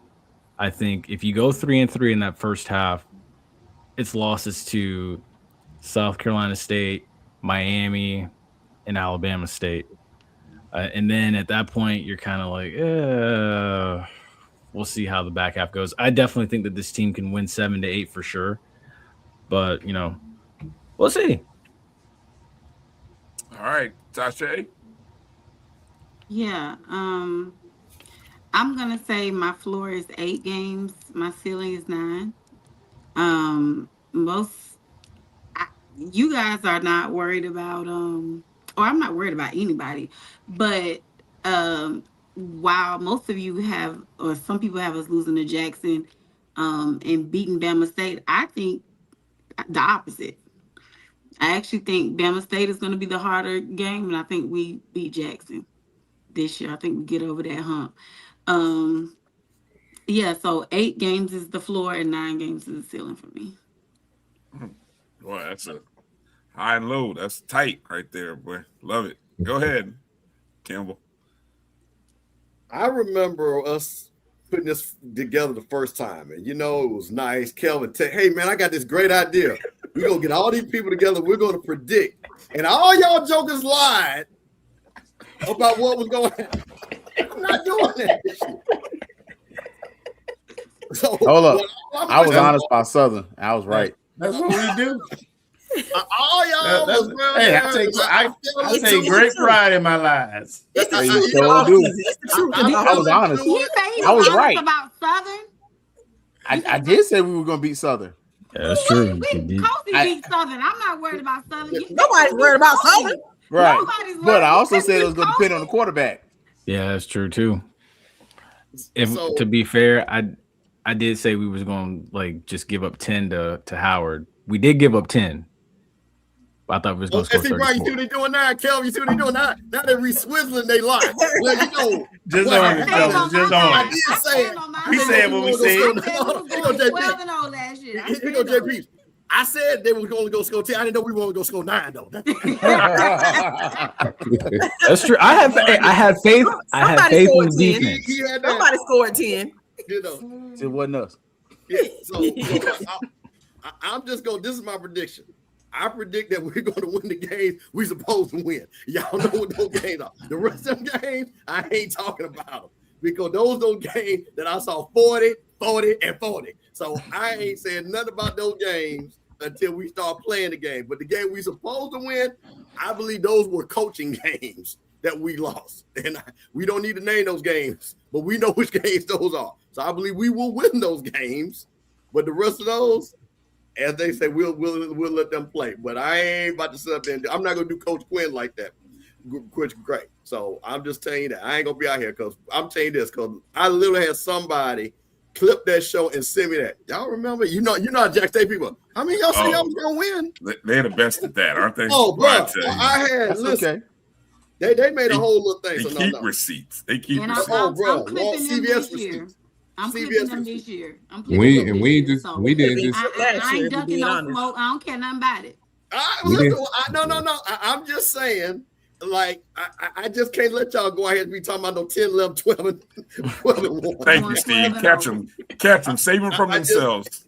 Or I'm gonna do like I saw the white man. We'll be very competitive every game that we play. That's what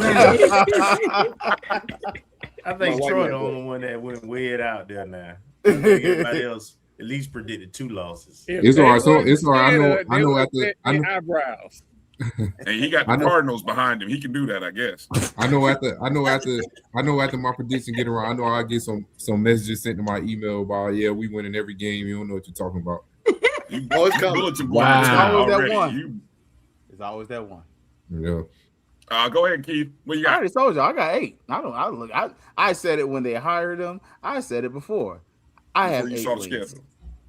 Look, when the second you said Quinn Gray, I had 8 wins because, as Mr. Campbell said, the games we lost were largely because of coaching. And if we were nice. We were a very good media team last year. We were very nice. We did not ask any disparaging questions. Even when the internet went out in Mississippi, we didn't ask those questions. We were nice people. 8 wins.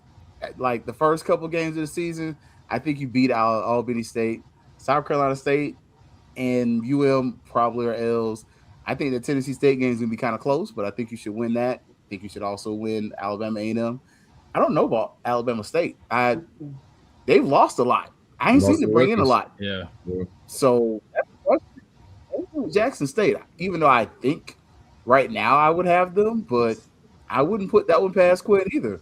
UAPB, that's a dumpster fire. I'm surprised that brother's still working. Thank God. Hey, there's a God somewhere. We all need that kind of favor. Southern, I mean, this is his first time coaching anywhere, so good luck. I don't think he's going to do well. Alcorn, I mean, that's a toss-up. And Valley, we ought to beat them by 70. And then Cookman, I mean, you know, the only thing I like about them is a quarterback. And everything else, I mean, you know, you better get your tetanus shot because we're going to beat them. Wow. Not the tetanus shot. Ashley? So my floor is 7 wins and my ceiling is pretty much 9 wins, but I think of those 2 wins, I'm kind of here like we might I feel like we might surprise 2. I'm not gonna say who, but I feel like we might have a underdog going into it and the bets are against us, and we might be able to pull one of those 2 that I'm thinking about out. But 7 is where I'm kind of hovering around at the moment. And then I think we all might be like, oh, kind of like what Charlie Ward doing us right now, because let's just be honest. Exactly. It's kind of like, for him on the basketball side of things. So I'm giving Coach Quinn and his amazing assembled staff the ability to kind of shock us here at a game where nobody was going to give us the prediction to win. All right, Marcus. I've got a floor of 7 wins and a ceiling of 9. 7 and 9. Floor 7, ceiling 9. Kelvin? Well, I was one of those people when we hired Charlie and that staff was announced that said in year 1 we will win and we'll be in the top 4. So right now it's looking good. Again, Kelvin, you're right. You did. You are one of the few that I remember sticking to that. So you're right. I believe in this staff. I'm saying we're going undefeated at home. It's going to start there. I like that. I like that prediction. I like that. I can do that. And so now, can we win 2 out of the 4? I'm saying we can win 2 out of the 4 road games. Not that's not Miami or neutral site games. So look at the so my sweet spot is 8. Hold on, Kelvin. Can we put South Florida Rattler on the screen? Yeah, please. Sorry, Jimmy, Kelvin. late night. He late night. I don't know. Catch somebody slipping eye. Gosh. It's Kelvin football players slipping with their girlfriend. Lord have mercy. All right, sorry. No. So 9 is my ceiling. And 7 is my floor. But it would not shock me if we did go 10. The allegations of being a cult. We're never beating those allegations. No, of course not. We are. You saying it's a chance. Jimmy said, so you saying it's a chance. 1%. 1% I just need to know, chance. like, is there a plan to just kidnap Mark Fletcher and Malachi Tony before the game? I'm just curious. We beating everybody. Didn't Malachi Tony happen on a flight from California back to South Florida? Remember that. That's a long trip. That's true. So I'm just curious how this is going to work. Okay. No, hey. see what South Florida Rally forget to tell you. He playing NCAA Dynasty. That's Dynasty mode that he's talking about. That must be Sega Genesis. That's his Dynasty mode that he done got built up. You know what I'm saying? Got a new stadium and all that. So that's his NCAA Dynasty mode. The only I'm like you, Campbell. The only prediction I learned my lesson last year. The only prediction I will make is that we will open the season unbeaten. Hey, because I really feel we will win the opening game of the season. And then we're just gonna watch the rest of the season play. I'm sorry. Okay, whatever. Ladies and gentlemen, this is what trauma looks like. Right. Don't say it was chess, Brian. 7 wins. Hold on. Wait a minute. Brian was giving all the. I'm gonna help Brian out. Brian is with me. I said, and I think Brian agreed with. If we win the games we supposed to win last year, count those up. You would know what the number is. 7 to 8 wins. Okay. That's all I'm saying. That's how I ended up at 8 wins. So now, if to Kelvin's point, if we cooking, then y'all can go crazy. But I think me and Bryan on the same way. We just saying it a different way. We still got the positivity. If we cook it, it's catfish and bullet sandwiches Bryan all day. Well, I can say this. How's your hot sauce and your mustard? Wow. Having made predictions with Bryan every year for the last 5 years on all kind of games, Bryan is scary. If we had win 10-2 last year, Bryan would still be talking about, well, you know, it kind of worries me. Hey, Kelvin, not only is he scary, he gonna be real political with it too. Because Bryan was on. Bryan gonna be real political. Bryan, you can listen. I'm gonna tell you a funny story. You hadn't been on. We were doing this, right? We were just going there. You come in there. Well, you know, I think we got to look at the other side. Why are you looking at the other side? Hey, we ain't both sided nothing. We saw back to back 40 pieces at Bryan. Bryan like, yeah, we turn it around. We about to turn it around, getting slapped up. Take the blood on him. Give RJ another chance. Y'all don't see it. Man, making me mad. Bryan RJ stats. Well, if you look at the stats where he's compared to Andrew Vaughn, he's the second best quarterback. This Negro couldn't read defense. I have to keep y'all tuned in and listening and at least give you a sliver of hope and belief. That's my job. My job. There wasn't no hope last year. Hey. Until there was. Just come out and pull the receipts out on you like that. I was wasting Saturdays last year, man. And listen, but here's the thing with Bryan. Hey, Kelvin, here's the funny thing. Me, Cheryl, and Keith was sitting out there, right? So we're sitting in the press conference, and we like, hey, why that man ain't throw the ball past 5 yards? We come on here with Kelvin. Well, you know, those were good passes, those 3-yard passes. That, you know, he was trying. 3 yards. 3 yards in a cloud of dust. But I tell you what, let me say when he this. told Troy, don't ask me about my quarterback no more. I knew what time of day it was. This. Them 3-yard passes got that boy in bag. Y'all see what happened to him. So y'all can say whatever y'all want to say. Yeah, he was Bryan one of the worst football teams in Division I football. Don't matter. He got a bag. He might have got a bag, but don't matter. He got a bag. He got a bag. He was digging and dunking us all season. Thank you, Tasha. We wish him the best. We wish him the best. I do wish him the best. Yeah, I wish him better than that though. UMass sucks. They stayed in small and brag.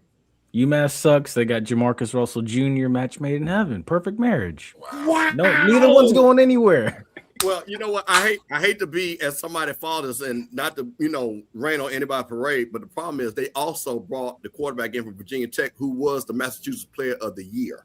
Oh wow! Right, a week later. So I mean, you said that like Massachusetts is a football power state. I say if the kid could go to Virginia Tech and play, and he played. Oh, okay. Well, I wish better for RJ than that. I'll say that.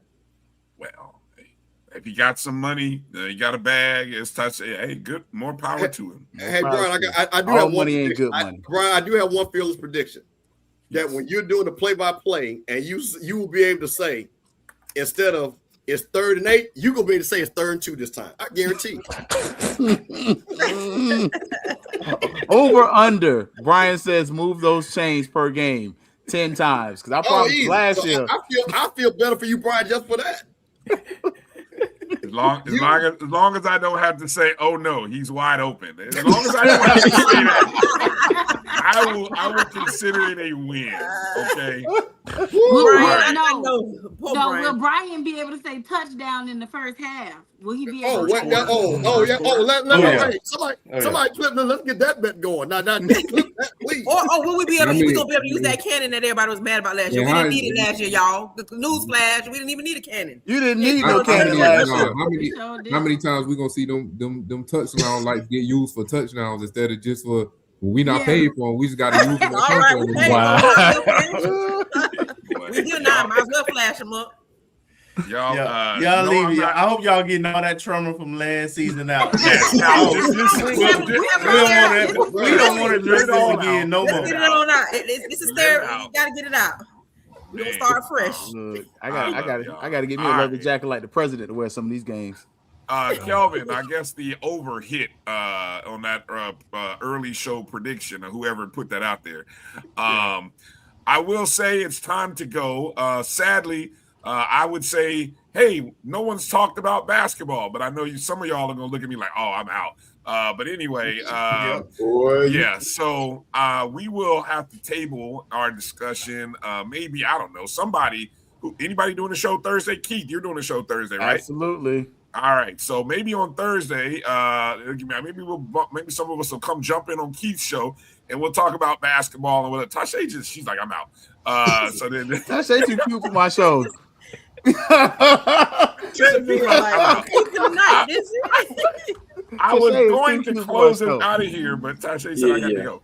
All right, it's all good. Let's get ready to wrap. So we will wrap it up and close out the show. There it is. All right, so Tasha's out. Thanks for Tasha for coming in. She's like, I got to go to work in the morning. Oh, wait a minute, she's back. All right, hold on. Maybe.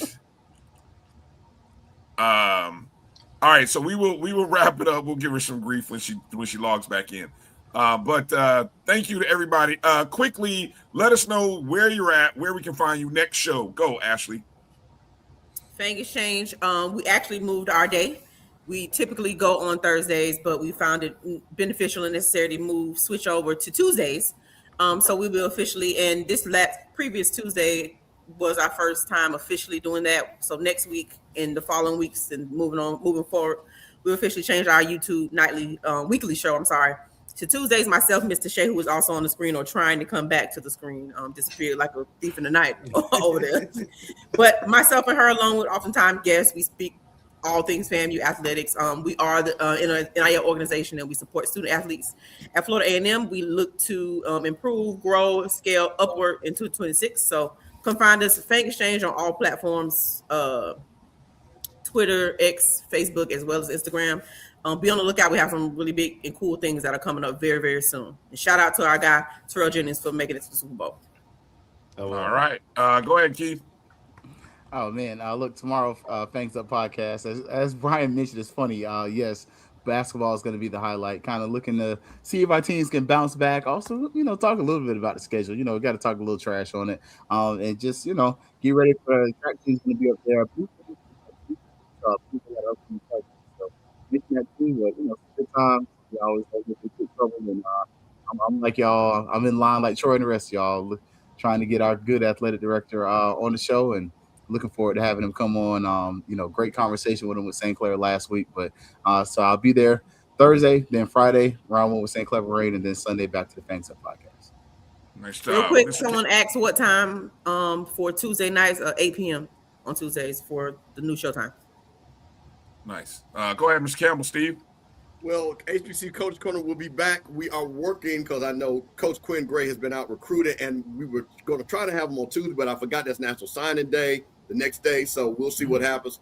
We're going to have him. We're going to have Chennis Berry coming on. We're going to have Ted White, and we're probably going to try to get Coach Charlie Ward on HBC Coach's Corner to talk a little bit about basketball and what he's done. So, exciting time. You had Coach Beall on, Coach Shouppe. I'm super excited that, again, we've gone 28 days without any FAMU foolishness. Let's keep it going, guys. Please, let's keep it going. And, that's what we're going to have on HBCU Coach's Corner. I love that. 21 days without FAMU fools. Let's keep that going. That's the streak. Troy, that's the streak. That's the streak. Right. Let's keep that going. Troy, let them know. So you can find us at Fat Mouth Sports on YouTube. We will have tomorrow on Thursday at 8 o'clock. We will have Coach Jonathan Hernandez from Bethune-Cookman on, talk about some SWAC baseball, the FAMU-BCU rivalry. We'll also have Jay Beall, former Florida A&M football player, on to talk about some wild times that our group experienced while we was in Tallahassee. And on Tuesday coming up, we're going to have A.D. Davis on. He was supposed to be on this Tuesday, but he had an emergency. So this Tuesday coming up, he'll be on the show. And we'll talk about his vision for FAMU, specifically NIL, revenue share, facilities, things that, we've been asking for, and how we can get more information about, you guessed it, season tickets. So that's on Tuesday at 8:30.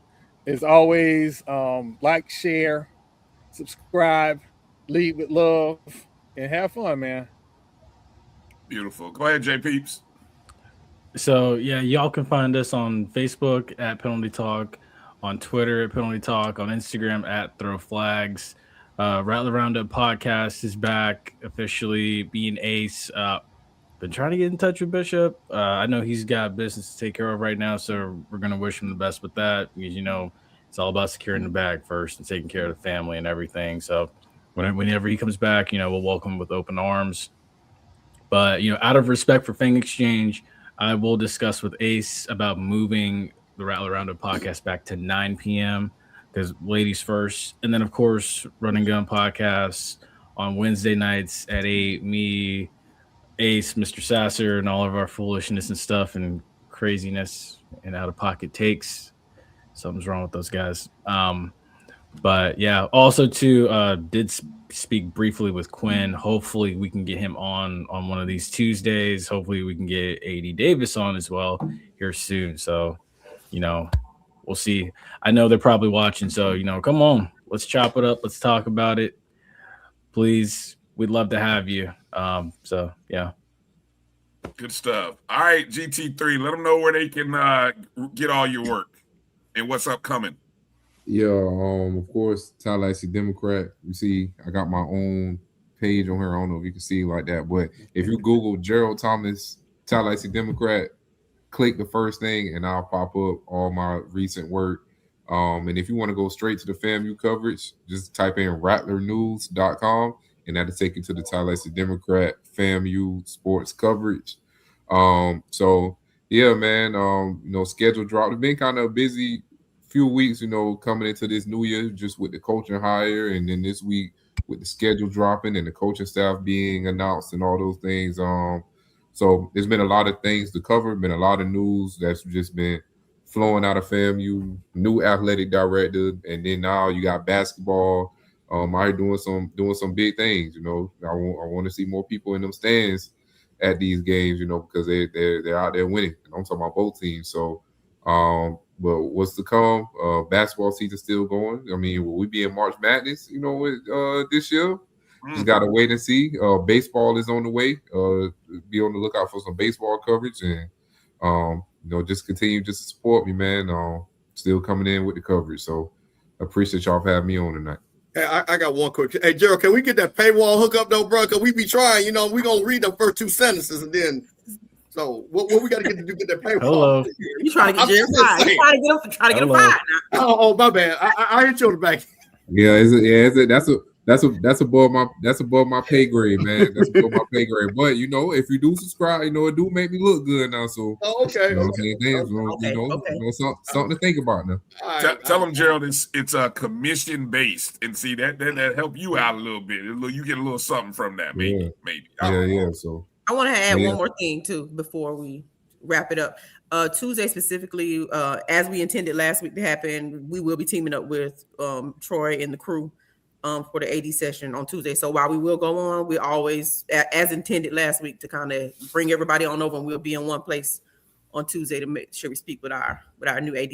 So just a heads up for that, for Fang Exchange.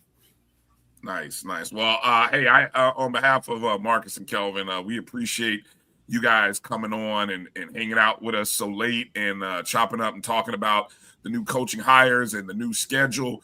For anybody still watching or maybe watching on replay, in the top left corner is the QR code for the all-in Restore to Strike campaign. I'm looking at live numbers right now.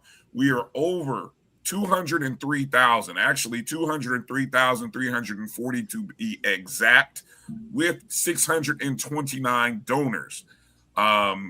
We've got 2 days to the 31st. I'm sure maybe it'll be open afterwards, but the goal is to get to 250 in the next 48 hours. Let's see if we can get that done, Rattler Nation. Let's see if we can get up to 1,000 donors. I mean, 629, it's not impossible to get to 1,000. And at 1,000 donors, we can very possibly reach this goal of $250,000. So I want to encourage you guys that. You can follow all the social media handles. You see it at the top of the screen. You can always support the show by hitting the Cash App button there as well, $sign MyJBN, MyBCSN. Make sure you follow, like, and share the show, and that's going to do it for us. I'm going to close it out by playing that little short, nice little video by Marvin Green, and for our Avengers, Tasha, Ashley, Keith, Steve Campbell, Troy, Jay Peeps, Gerald Thomas, Marcus, Kelvin. Got to thank Coach Beall and Coach Shouppe for joining us in the first hour with the great softball and baseball preview. Let's get ready for those seasons. And let's all talk FAMU basketball maybe tomorrow on Keith's Fangs Up podcast, since we didn't get to it tonight. All right, fellas, ladies, have a good night, everybody. Get some sleep. Get to work on time tomorrow if you can. And God bless everybody. Fangs up. And Rattlers, let's make sure we strike again. All in for Quinn. Restore the strike. Peace out, everybody. Thank you, Rattlers. Thank you. We're almost there. Restore the Strike campaign is 5 days away from being finished. You see where we are? Bragg Stadium. We're almost at the finish line, but we need you to cross it. Tell 5 friends about this. Get involved right now. Get all in on the Restore the Strike campaign. 250K is the goal. January 31st is the date. We need you, and we need 5 friends to get all in.